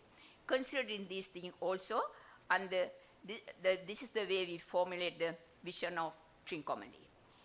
Moving to the Trincomalee projects and the strategies, and the forming attractive and the user-friendly and green network, public spaces in and around the township in Trincomalee. When you go there, you can have the very nice beaches. They have a lot of green spaces, but it's not the organized one. And some of the heap of garbage, and some are not having any kind of attention from any kind of organization of the people. Therefore, we formulate some of the 5 or 6 strategies for that one. Commuter facilities at 4th Milepost Junction, Abeypura Junction, and Anuradhapura Junction. And the mangrove conservation and the tourist facilities is Nilaveli Road. Yeah, that's the, I highlighted only the main projects. And when you go to the Vaunia, and the vision of the Vaunia is green and blue trade hub at the gateway to the north. Vaunia itself, you have the more than 12 tanks, active as well as the abandoned. And after considering the potential as well as the constraint of Vaunia, and we formulate this vision, green and blue trade hub at the gateway to the north. And to achieve that vision, and these are the goal, a township surrounded by the extensive network of paddy and rich agricultural lands, forest patches and the water bodies. And the second goal is a vibrant township with green glamour, user comfort, and environmental resilience. And the goal 3 is agro-urban region with net zero carbon statute maintaining developments. And these are the sum of the project in Vaunia, and the identified projects: conservation and management of an integrated green ecosystem of low-lying agricultural lands and water bodies and the irrigation tank, improvement of walkability and cycling by forming shady, tree-planted avenues in Vaunia town. When you go to Vaunia, you can see earlier it was a forest. Still you can't find. When you go to the forest department area, when you go to the station road, and if you go to the little bit far away from the town center, still you can find that green, the lush greenery, green volume, and the shade and everything. And therefore we thought it's better to and revitalize that type of, again, regain the same prosperity and regain that type of environment. That's why we thought it's better to improve this type of conservation and the free forest in the surrounding area as well as the institutional square. In the middle of the town, Vaunia, I think now you can't walk. There are so many avenues, paths, lane, roads, but without having any kind of greenery. This is one of the special project for Vaunia, and the establishment of the public space with facilities at the landlord opposite the police station. This is the heart of the town. When you go to the town in front of the police, you can see this land is available for future. And the other project we identified the conservation of the, how do you pronounce it, Monarampujadi Pillar Kovil at the southern entrance of Vaunia. When you go to the Vaunia, you can see they have their still own cultural pattern and the values and the norms. To respect this one, and we identified this project. These are some of the perspective you can see in the other side. Then when we move to Polonnaruwa, and the Polonnaruwa also, and we formulate a special vision, green urban trade and emerge from the agri fields in the woods. When you go to Polonnaruwa, you can see 3 clusters, Polonnaruwa, Tamankaduwa, and Kaduruwela, yeah? And integrating these 3 clusters, that is why you can see, and you may think why we are talking about try to emerge from the agri fields of the woods. And we identified the 4 goals to achieve that vision. And the goal 1, the polycentric urban form characterized by 3 distinct townships, grown central into the 3 major roads of the human corridors. Goal 2 is the background of landscape dominated by matrix of low-lying landscape, because when you go there, you can find ample and a lot of marshes, fields, and the paddy. At the same time, there's so much of water resources. And the divide into the 3 townships and surrounded by forest patches in the periphery. And the third goal is agro-urban region with net zero carbon emission status maintained in development. And the fourth goal is integrated institutional mechanism to sustain the changes introduced under the Green Master Plan. Yeah. Just like other cities, and we identified several projects in Polonnaruwa. These are some of the projects we identified. Safe and convenient community and visitor bathing centers, the green public areas for the convenience, comfort, and the pleasure of the commuters and the visitors. When you move to Mena, and considering the situation over there, and again with the Urban Development Authority and other stakeholders, and we formulate a vision. And that vision is the urban gateway to marine heritage in the speaking seascape of Mena Total. Yeah, Manam Total. And the Mena, these are the 4 goals and the norm of the associate with the green to be available in the facilities, services, environment, building, street, and the public spaces. and the providing facilities required by the visitors of the region tourism. And the goal 3 in the conserve the coastal landscape. And the 4th is the urban council and other institutions, communities, and the business geared towards the green practices. These are some of the projects we propose for Mannar, development of a living green forecast to the Mannar town center. I think now already they started, they are doing they already taken the initial steps to start this project, and the provision of the green network with the green lands of the city of Mannar, and the promoting ecosystem and the cultural tourism trails in Mannar city and the Wangkari Ramsar wetland site. Yeah. These are the projects we already identified for Mannar with the vision of the green destination that offers the healthy comfort of the Uva Hills.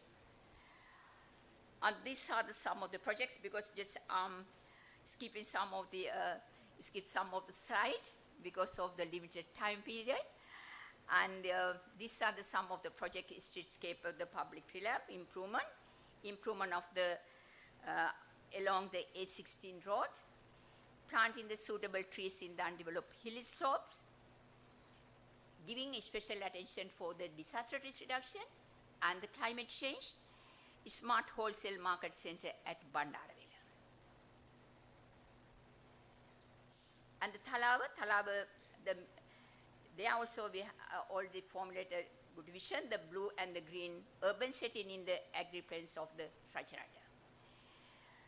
You can see what are the goals for Thalava town. It's very close by to Anuradhapura. Yeah, these are some of the projects. And my last slide, and after introducing this one, and while we are processing this one, we identified a lot of challenges as well as the opportunities. I want to highlight this slide, and I want to talk a little bit about the challenges. Already Malaysia and the Auckland and the developed countries, as well as the other Asia Pacific countries also, they submitted their finding. According to our experiences and the knowledge, these are the major challenges to introduce the sustainable green cities. Absent of the baseline data for monitoring and progress. Please share with other countries if you have any smart solution for this one. And the financing is viewed as a major barrier. Though we talk about the donor agencies, we talk about the government, continuity of the policies is also, I see, as a challenge. And there is no mechanism to measure, compile, and share the information which are generated by a number of individual agencies. We have the fact, we have the data, we have enough satellite images, GIS, all kind of information. But you can't share this information, and there are silos. It's very difficult to use that type of information. That is a big challenge. And the discontinuity of the policies and change in the priorities. I'm not going to explain that one, and the word itself giving the real meaning. And lack of coordination among the actors, stakeholders, and community. And the sound knowledge on the subject, lack of expertise in this field. There are, but it's very, very difficult to put it into one skill. But there are so many opportunities. As we discuss, as we see in the developed countries and the developing countries, we have enough opportunities. We have the unique characteristics of urban setup of the Sri Lankan cities, from coastal cities to mountain cities and the hill countries. And the comfortable weather and the aesthetic atmosphere. Cities with natural greenery and the natural resources. Positive attitudes to the public and the institution. Availability of private interests of green initiative. And the tourism potential, cultural tourism combined with nature and the institutional capacity. I think within the time period, the given time, I try to cover my presentation, but if you have any queries, any gray areas, I would like to answer. Thank you very much for listening.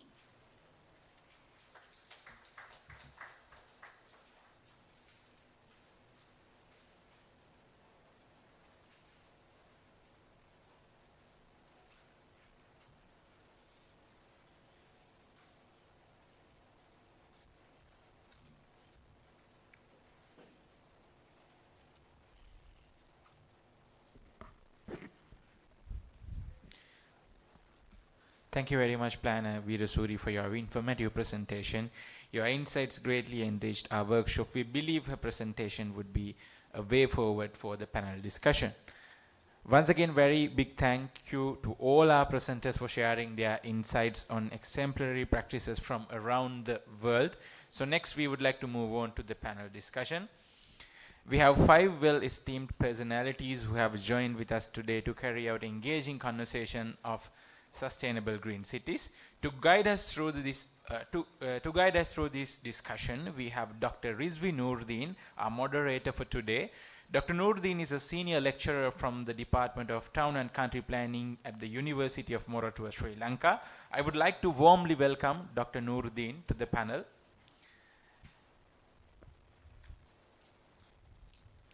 So let's introduce our first panelist for the discussion on the green cities.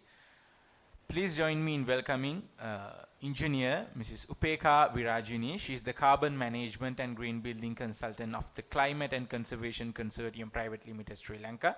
Ms. Virajini, I would like to warmly welcome you to grace the stage for the panel discussion. Our second panelist is Professor Sarath Kotagama, Professor Emeritus. He's a Professor Emeritus at University of Colombo, Sri Lanka. It is my privilege to welcome you on stage, sir. Please join me in welcoming our third panelist, Planner HMU Charu Chularatna. He is the Executive Director, Sevanatha Urban Resource Centre, Sri Lanka. It gives me an immense pleasure to welcome you on stage for the discussion. Our next panelist, our fourth panelist, is Mr. Sujiva Premaratna. Mr. Premaratna is the Secretary, Ride for Life Sri Lanka, a group of trend-setting professionals to promote cycling as a primary mode of mobility in Sri Lanka. I would like to warmly welcome you on stage for the discussion. Our fifth panelist is Professor Jagat Munasinghe. He is the head of Department of the Town and Country Planning Department, University of Moratuwa, Sri Lanka. It is with immense pleasure that I welcome you, sir, on stage for the discussion. We have an important request for all the participants. Please complete the given questionnaire and kindly hand it at the end at the registration desk. Your response will significantly contribute to our discussion and the development of strategies for sustainable development. Now I would like to hand over the session to Dr. Noordin to commence the panel discussion. Can we have the FM mics on stage to conduct the panel discussion?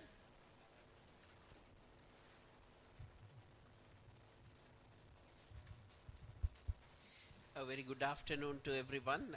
Thank you very much for attending this session.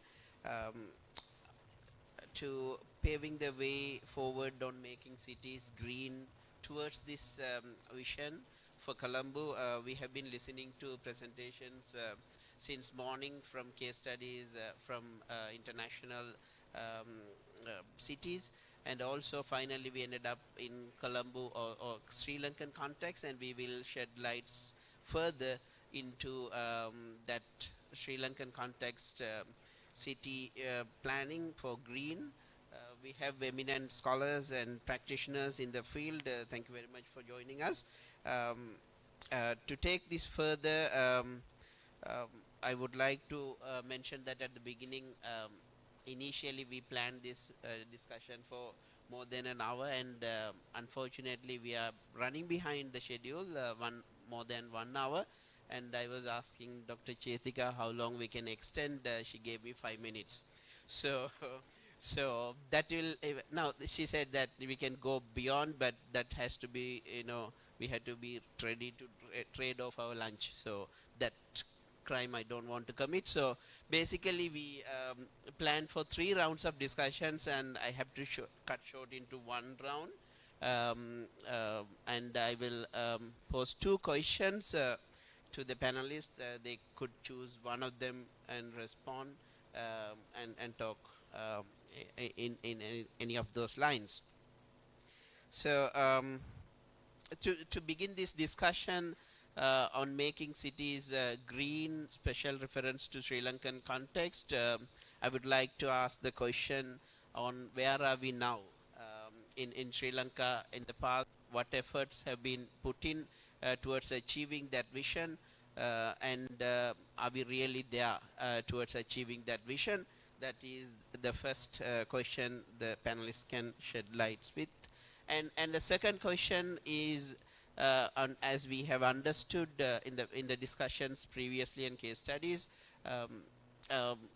making green cities, the cities should naturally be gifted in terms of the natural and built environment to make the cities green. But going beyond that, we need social attitudes and people's participations and willingness and political willingness and also economic strength. So are we still can we be still optimistic about making our cities green in Sri Lanka? So those are the 2 questions I want to pose to the panelists. They could choose either of them or both of them and respond on that. So I would like to first pass on the mic to Engineer Virajini for your thoughts, please. Yeah. Good afternoon, everyone. Yeah.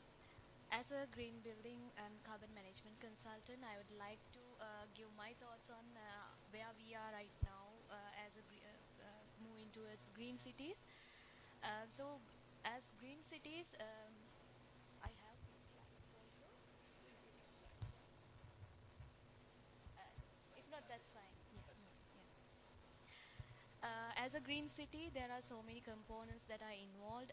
That is the energy that is consumed by the city, that is generated at the site itself, and then water conservation. There are also the water.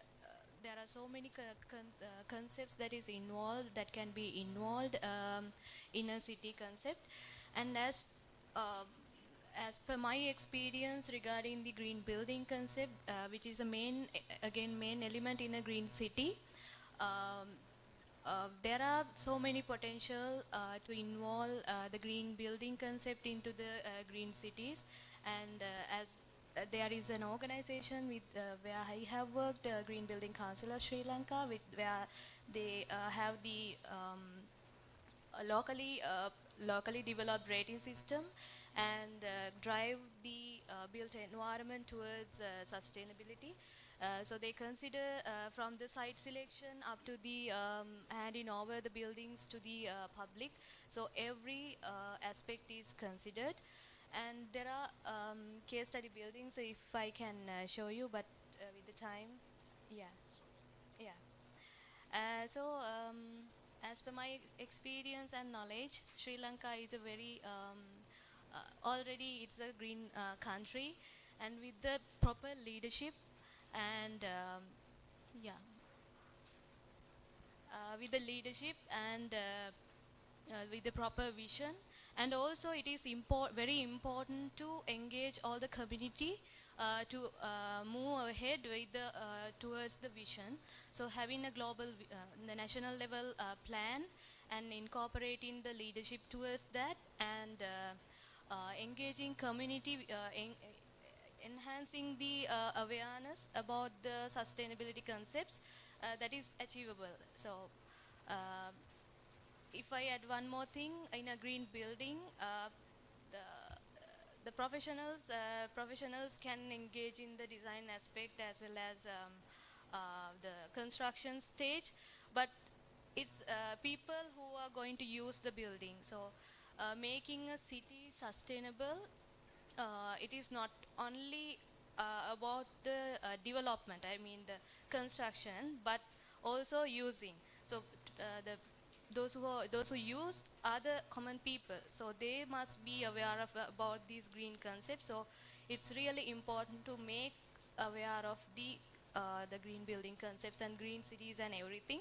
So I would like to suggest engaging or incorporating these concepts in the education system that will result in a more resilient future in terms of the green cities as well as overall development of the country.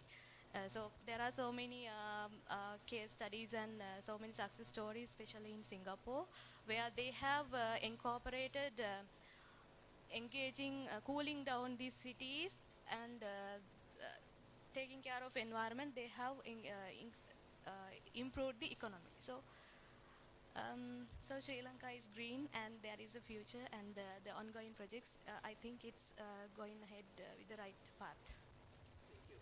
Thank you very much. Shall I now move on to Professor Kotagama to express his views? Thank you very much. Being the black sheep, I think I should start with a critique. The question is, where are we now? From what I heard so far, I must say that we don't know what a city is. If what was described at the last presentation by Planner Hindu, that is a city, then I think we have lost sight of what is a city. I think there are better definitions for a city, and from the 5 presentations that were given prior to her, we were talking about cities.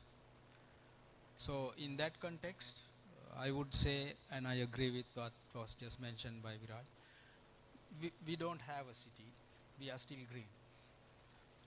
So I think we need not worry much about the big problems that were all presented to us from all over. Maybe that is my understanding. Whether I understood wrong, maybe you'll have to correct me. But I know there are cities in this country from the way I understand it as a definition, and there are plenty of problems. And are we resolving those problems? I think we got a lot of lessons from the presentations to go forward how to do it. But my concern is that this is a reaction to all what we have been doing so far. Reactions are good, but we lose sight of why we are reacting. And that is the problem that I see with all environmental responses across the country as well as in the world. We are responding to climate change, but we are not ready to effect the cause of the climate change. We are deferring it bit by bit again for various reasons, because we don't want to come down from the pedestal where we are. That is the main problem we are facing. Unless we are ready to come down from the pedestal, none of these environmental issues are going to get resolved in the future. We will have to live with it. That is the fact. So are we ready to live with it? And that is the response that we see in the climate response and the city change that is being proposed. They will make the place green, but it won't solve the environment problem. It will only change our attitudes to make us a little more friendlier, more social, away from what we have become in the cities as we know it. Very angry, very aggressive, very individualistic. All of that human character will change when these green cities come into being. So that way we have a little hope, because as was said, we still have some green in the cities that we have. It's a matter of a little reorganization and a little concern that that reorganization needs to be done in a better fashion. If we are to do, from what I heard at the end, plan local government into the future, I think that's a totally different kettle of fish. It can't fit into the city plan. Within the local government, there may be cities, which we call municipal councils. I would have wondered why they were not selected, why the town councils were not selected, because they are very important. They shouldn't get lost like the cities that we have in the country already. So we have hope if we only get our act right. Thank you very much, Professor. Let's move on to Planner Hemant. Thank you very much, Dr. Rishi, and good afternoon to all of you. obviously it is very encouraging to see that we are talking and we are moving towards, making our cities green and sort of sustainable and livable. And in this context, obviously, I mean, improving the basic services like water, sanitation, and transportation, and all these things are important. And then, particularly for the discussion today, of course, I was asked to talk a little bit about kind of challenging issues of managing urban solid waste, in making cities green and more livable. Obviously, the aspect of solid waste management is a really a challenge, and I think most of you are aware that I mean, like day by day, our cities and urban areas, obviously, the city managers and the citizens, they are facing different kind of issues in, dealing with solid waste management. Obviously, what we can see is that we are the challenges are obviously linked with the context, and if we sort of talk about the context, now we are experiencing increasing population, growing economic activities, and kind of improving living standards. All these would contribute to increased consumption levels, and obviously when you have more consumption, then you tend to generate more volume of solid waste. And then in the current context, obviously the composition of solid waste is has become more complex, the organic versus inorganic component of the waste. Obviously, there are diverse packaging materials coming into the system, and then when you dispose the solid waste individually and as a society, you see quite a lot of non-biodegradable items or packaging coming into the environment, which obviously create more problems than what we are experiencing in the past. And in the context of our country, obviously, managing solid waste is legally and traditionally become a responsibility of the local authorities, to say municipal councils, urban councils, and Pradesh Sabhas. And when you see the way that these local authorities are sort of coping up with the issue, I mean, generally, I mean, we can see that the city managers, they have not properly understood the context in which the development and we are moving ahead, and they are also not institutionally prepared and expanded. Obviously, we can always witness that they are saying that there's no adequate resources to manage the increase in solid waste, and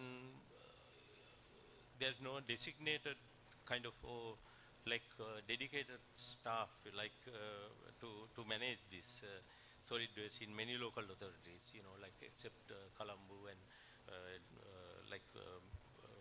kind of developed municipalities, but many local authorities, they don't have designated staff to manage solid waste, and technical competency and also required infrastructure, including vehicles, machinery, equipment, and the kind of appropriate land for landfilling, etc. therefore, I mean, looking at all these aspects, what we can see, many of these local authorities are kind of far behind the emerging issues of urban solid waste management in Sri Lanka. So we are really facing a problem. But and to sort of highlight this issue a little more, we have seen, I mean, by looking at the recent studies on solid waste management, generally it says about 6,000 to 7,000 metric tons of solid waste per day is generated, and on an average, 35% of which is collected.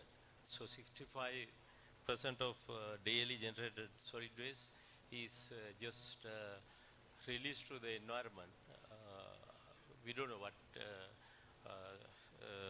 way they are being disposed. So it is a concern. Obviously, we have to sort of pay more attention. So all these uncollected and inappropriately this kind of discharge or disposed solid waste is going to create problems by polluting the environment and so on.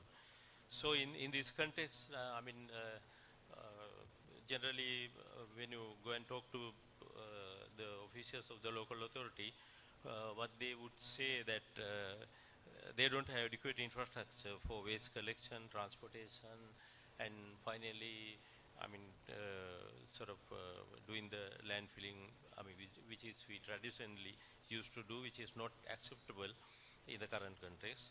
And also many local authorities, I mean, they say that they don't have sufficient budget.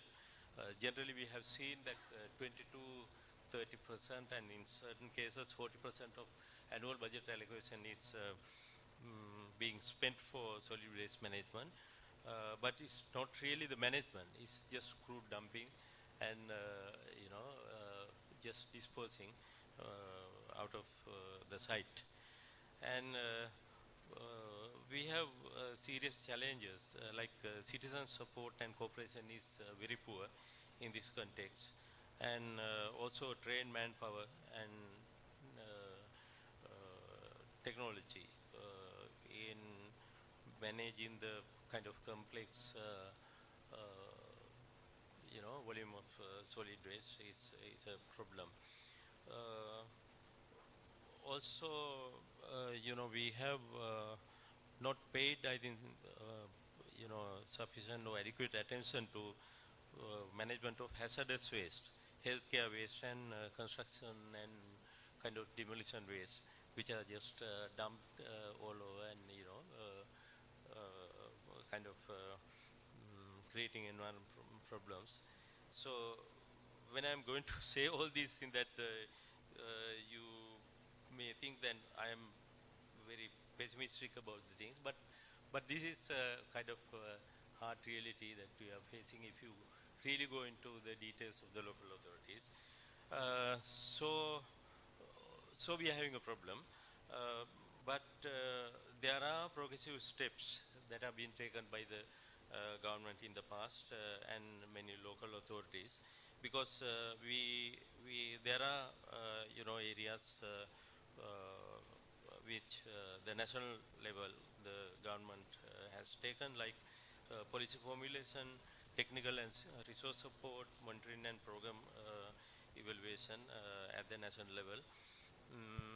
To highlight some of these initiatives, obviously, National Solid Waste Management Strategy started from 1998, and then that was revised in 2008 and 2012.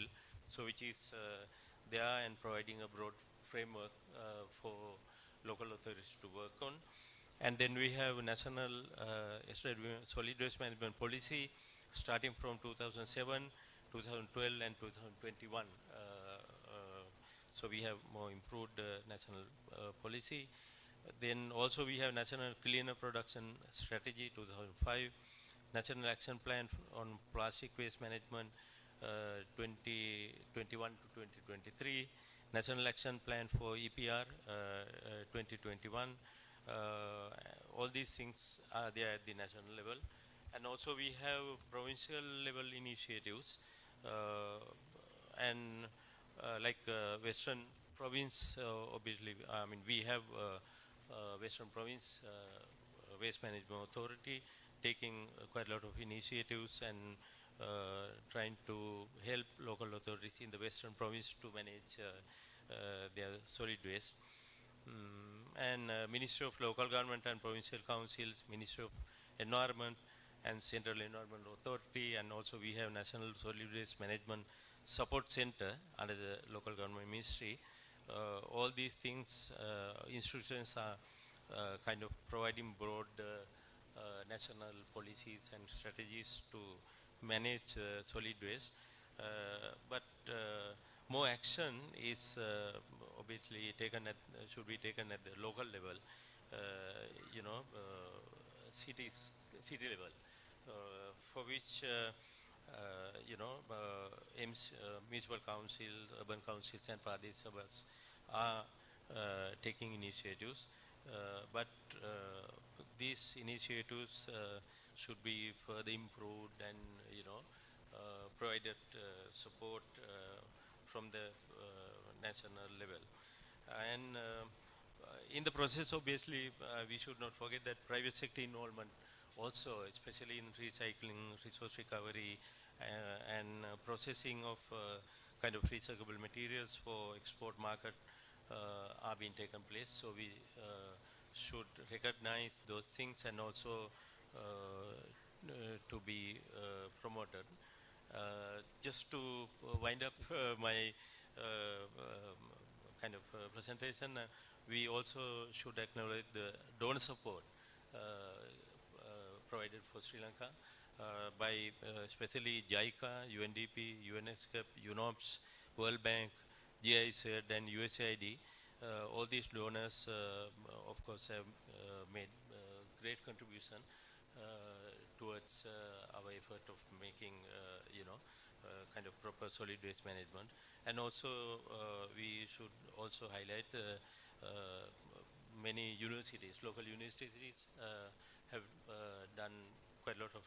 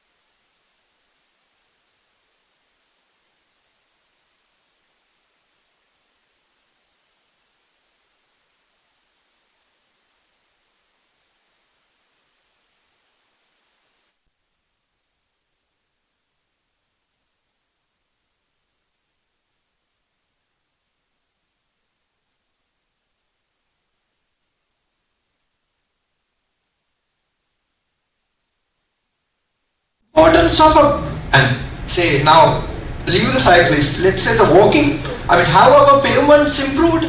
Yes, pavements improved. Yes, we paved it in some of the roads.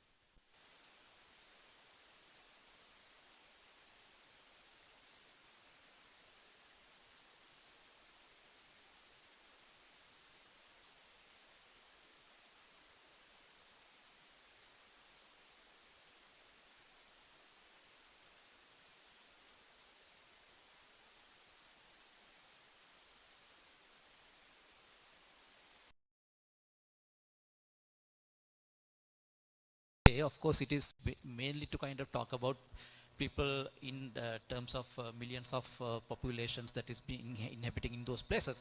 That's fine. But let me talk about the situation in Sri Lanka. Except this Colombo's conurbation with this Devula Mount Lavinia, Kota Sri Javadana, Puravattala and that part, rest of the kind of urban areas that we have are, of course, the designated areas are not necessarily the kind of the sizes of that we talk in terms of cities today, right? True enough, right?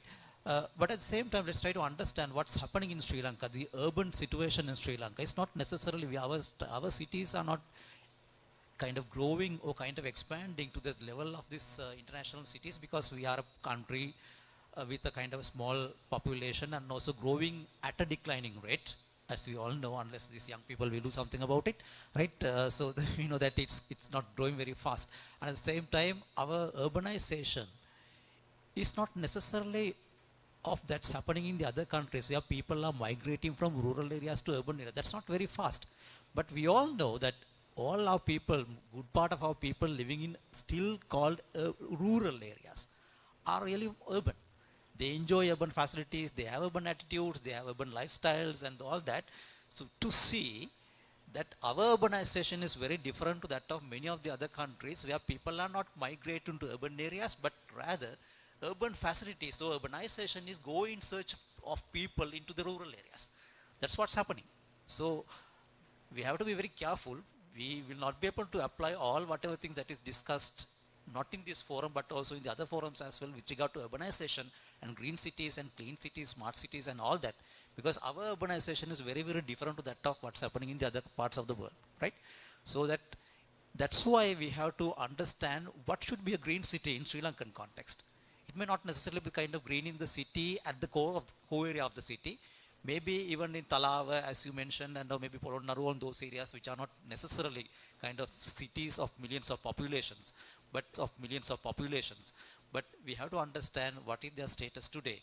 And from that point onwards, let's talk about the question, the very first question, that is about the where are we as of today in terms of green, right? Of course, in terms of green city policies, laws and regulations, we have enough, I believe. Our ladies mentioned here.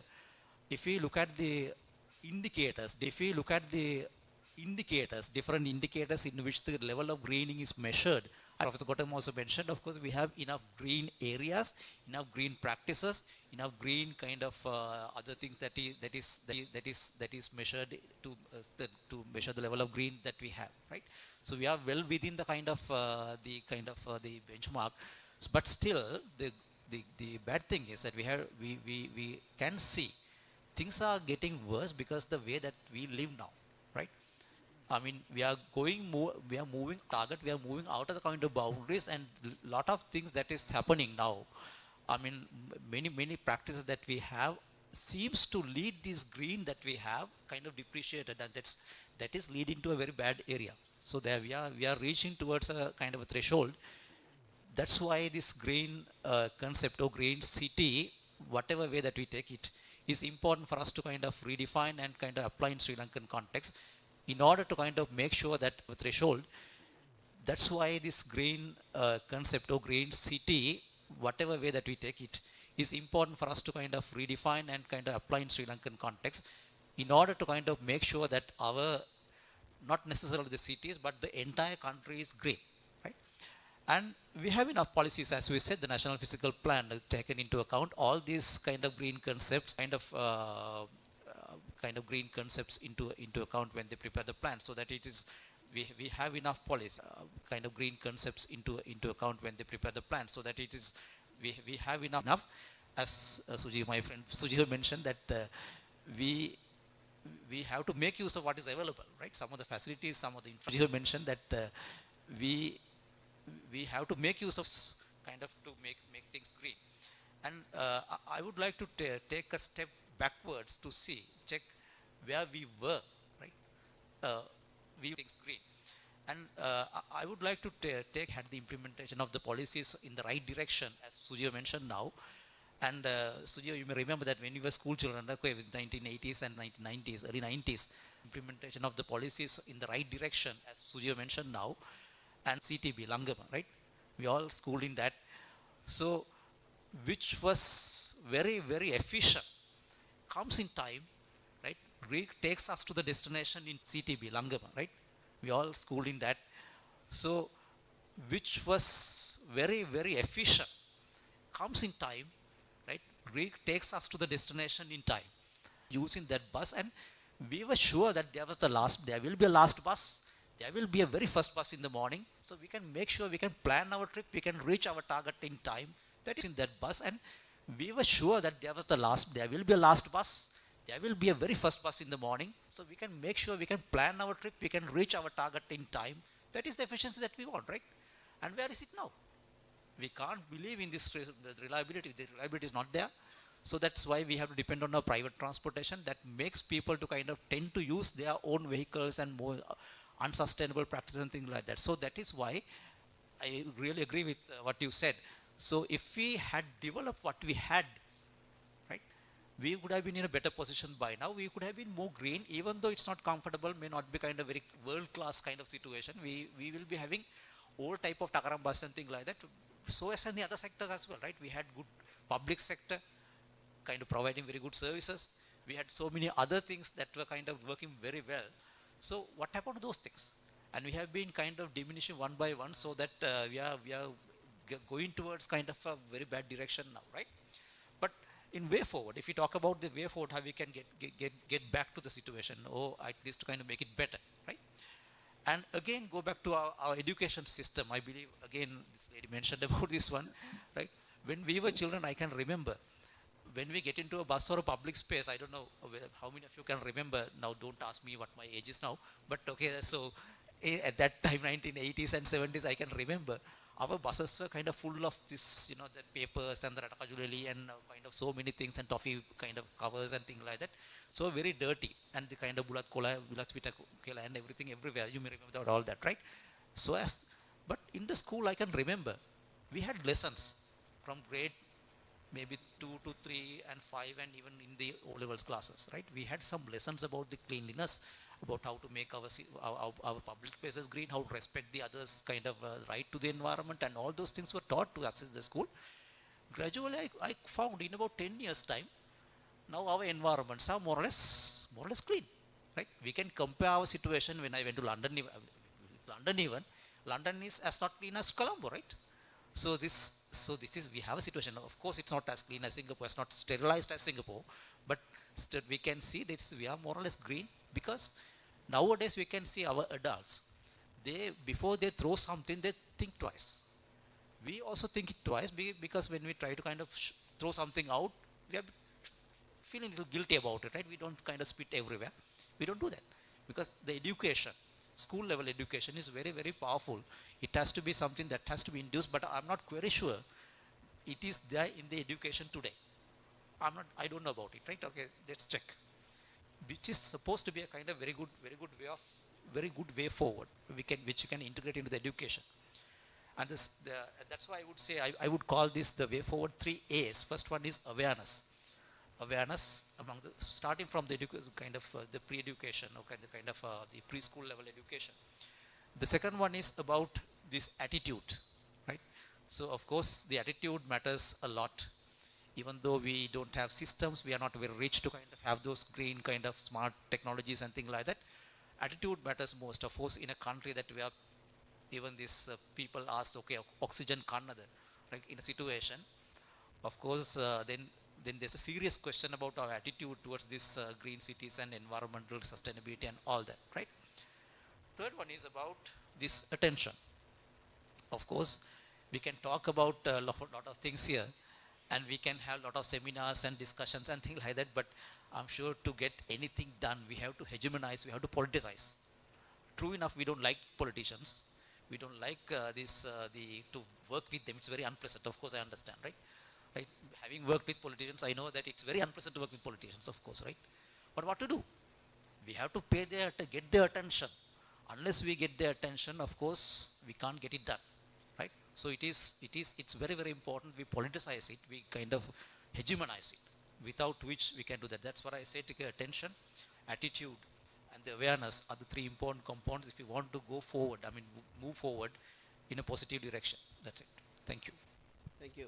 Thank you very much, everyone, panelists. A very interesting, provoking, thought-provoking statements and critical and as well as optimistic views on green city development in Sri Lankan context.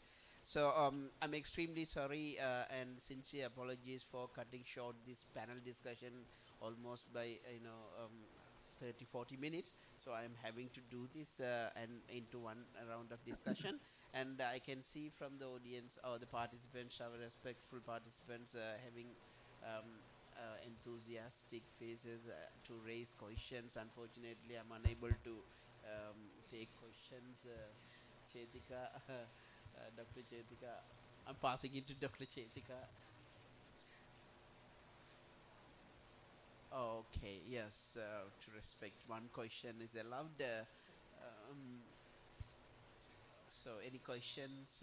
One question. So I'm sure a questionnaire was distributed. You can also contribute in terms of your views and suggestions for the Colombo plan to take into consideration when it comes to the consultative meeting next. So your views will be really appreciated and welcome. So one question from So thank you so much for giving this opportunity. I'm also Chetika, but representing Sri Lanka Land Development Corporation. So, and it was a great event, and thank you so much for sharing very important insights. So my question, not a question actually, it's a concern that one of the common thing came out from this discussion is we are still lucky to have more green in our cities. So, but do we have a proper scientific way to integrate these green spaces or rather ecosystem services to the planning and designing the cities. So with that, I would like to bring the importance of conducting ecosystem service assessment and make a regular part of the urban planning and the designing process. For example, because I'm working on Colombo wetland management and restoration projects. So more than 2 decades, we have seen the Colombo wetlands as only for flood retention. And we have done serious mistakes only for concerning only that ecosystem service, because then we ended up with degrading the quality as well as quantity of the ecosystem.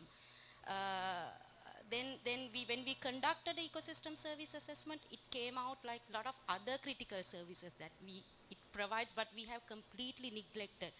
So my concern is, so how practicality to integrate this ecosystem service assessment as a regular thing for this urban planning and designing process. Thank you so much. Thank you. Thank you very much. I think for the next consultative meeting, that could be the starting point for discussion. Thank you very much. And we are having to any response from Professor?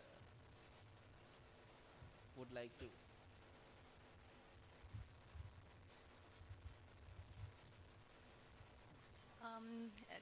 For the answering the question, integrating that greenery and the scientific way of quantifying that, there is a method like the green plot ratio.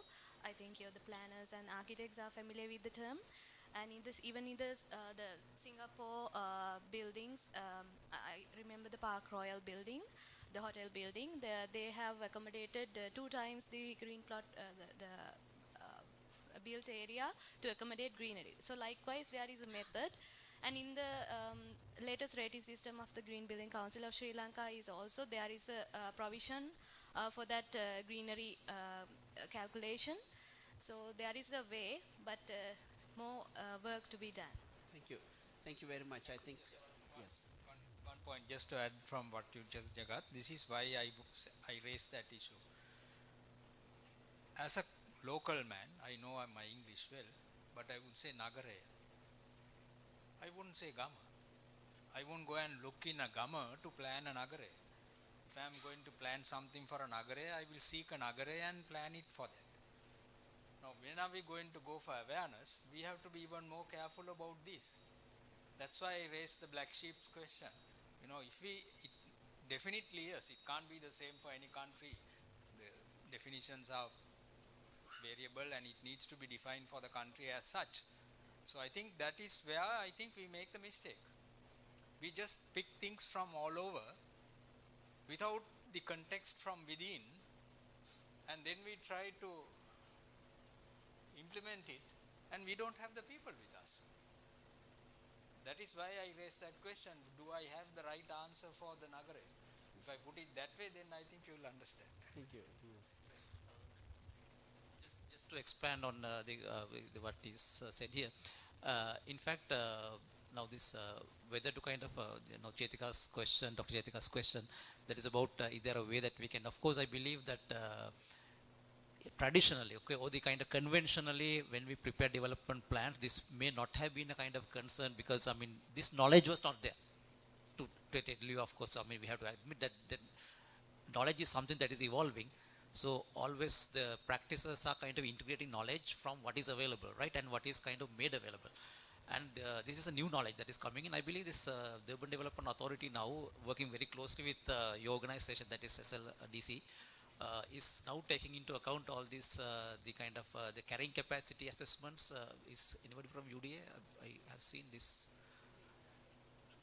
Yes, you're there, right? Okay, so you are taking into account right now the carrying capacity analysis and all that is taken into account. That take into account this environmental sensitivity and the green concepts and all that is now taken into account. So maybe not 100% kind of successful, but at least there's a kind of an awareness and the kind of some attempt is there. So that is how it works. Of course, it's very good to kind of work, get this knowledge into the kind of planning field, and integrate more into the kind of development plans and to kind of work more towards that. So that is something that I would like to add. And also to add what is said by Professor Kottagam here. Of course, we have to have our own definitions, of course. I mean, all this knowledge that is developed elsewhere will not be able to kind of directly apply it here. Of course, we can be inspired by them. Of course, we can kind of learn lessons from them. And we have to have our own way of doing. And not only about the planning, but also in engineering. For example, I'm sure this Professor Ajit Desanagi is here with us. Now, what's happening in Kandy, right? So most of the solutions give, I know, just an example, one example. Now, the drainage problem in Kandy, how it is sorted out now. I mean, we had a kind of very beautiful Madala some time back. What is it now? It's a concrete drain, right? So, I mean, we could have preserved it very nicely, solving all the problems. Had we had the kind of proper kind of solutions, I mean, the way of thinking about it, but the engineering solution, most of the time the mistakes are not done by the politicians, but most of our professionals themselves, right? They simply adapt what has been done elsewhere. This technology is directly kind of imported and imposed without any sensitivity towards it, and it has become a kind of concrete drain. Now, sometimes people say it was trying to be happened in Norelia. Fortunately, I was there to kind of stop that. The nice kind of canal that is the kind of stream running in the city center of Norelia, right? They said, okay, concrete and get more land, right? Put up concrete slabs and get more land onto that. That's what they were saying, right? So this is the attitude that we had. So do we have the right kind of thinking, right kind of sensitivity, and right kind of awareness about these things? It's a big question. And that's why I said, most of the time it's not the people, it's not the politician, but it's the professionals most responsible for these things that's happening in the country. Okay, thank you very much, everyone. I think we have to conclude this panel discussion considering the time. Thank you very much, everyone, once again, and the participants for those who are online as well. Thank you very much, everyone. We'll wind up the session. Thank you.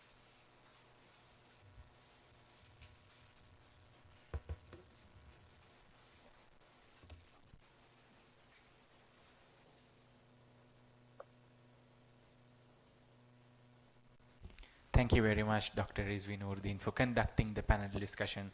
I would like to thank all the distinguished panelists for sharing their knowledge and experience. Next, I would like to invite Professor Jagat Monasinghe and Dr. Chetika Abenayaka to present the tokens of appreciation.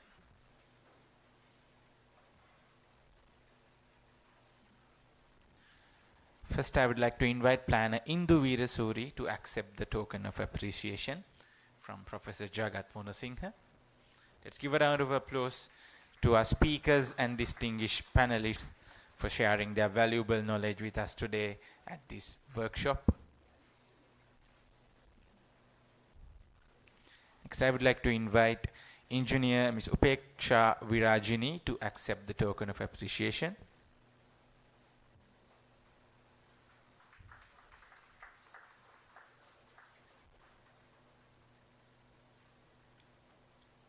Next, I would like to invite Professor Sarath Kotagama to accept the token of appreciation.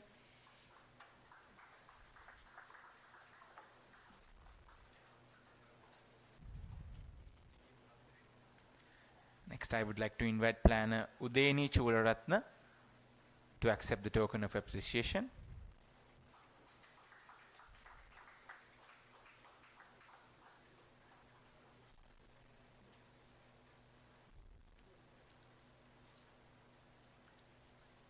Next, I would like to invite Mr. Sujiva Premaratna to accept the token of appreciation.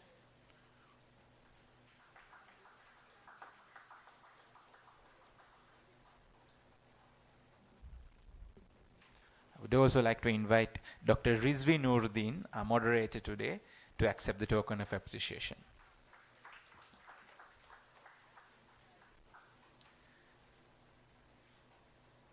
Next, I would like to invite Dr. Chetika Abenayaka to present the token of appreciation to Professor Jagat Monasinghe.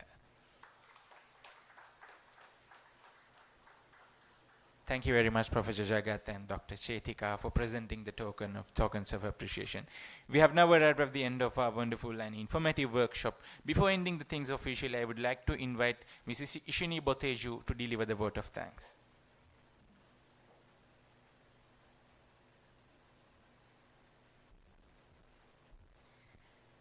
Ladies and gentlemen, distinguished guests and esteemed participants, as we bring this enlightening and inspiring workshop on sustainable green cities to a close, It is my distinct honor to propose a heartfelt vote of thanks on behalf of the organizing committee and all the participants.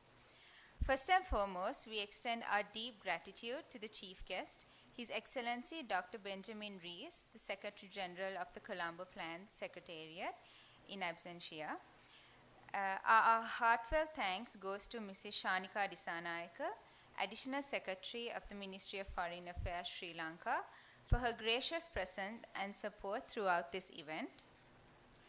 We would like to remind the support of the previous Additional Secretaries of the Economic Affairs Division, Mr. P.M. Amza, who initiated this collaboration then, and Mrs. Manori Mallika Arachi for continuing the same.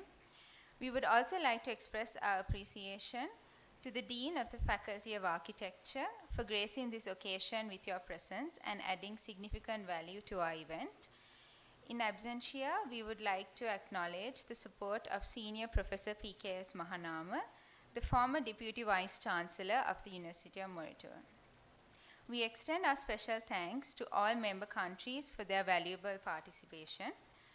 A special thanks to our international experts who joined us virtually. Your insights on exemplary practices from different member countries have enriched our understanding of green cities. We extend our gratitude to planner Indu Veerasuri, who made the effort to join us in person. Your physical presence added a special dimension to our discussion, and we deeply appreciate your commitment.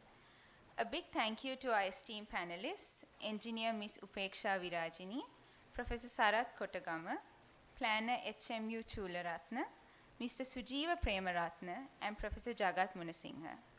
Your thought-provoking discussion on the challenges and opportunities in creating sustainable cities locally has ignited new ideas and solutions. We extend our gratitude to the moderator, Dr. Rizvi Noordin, for skillfully guiding our discussions and keeping them insightful and engaging.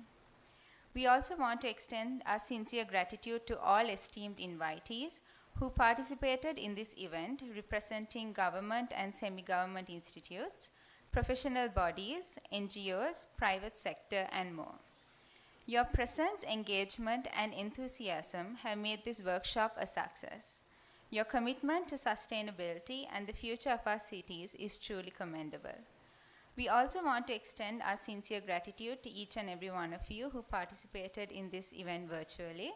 Your presence, engagement, and enthusiasm have made this workshop a success. It is our duty to acknowledge the Colombo Plan Secretariat for securing the funding for this event.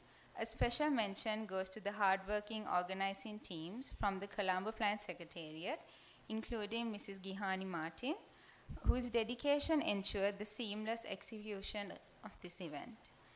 We would also like to extend our gratitude to the administrative and technical staff members of the University of Muratoa.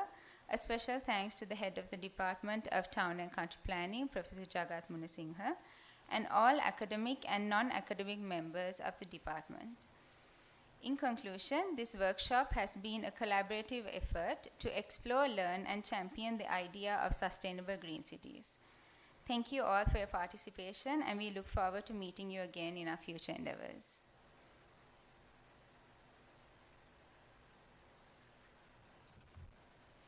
Thank you very much, Ms. Ishini Boteji, for delivering the vote of thanks. So now we have come to the final moment of today's workshop. We are more than grateful to each and every one of you who joined us today, despite your busy schedules, to make this event a success. I wish you all good luck in your future endeavors, and let's work together towards creating greener and sustainable cities for generations to come.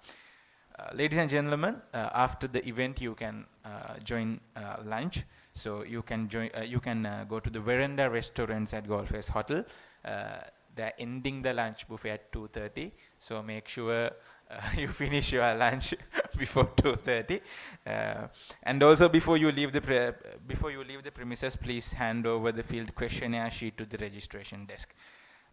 Yeah. Thank you very much. Have a pleasant day.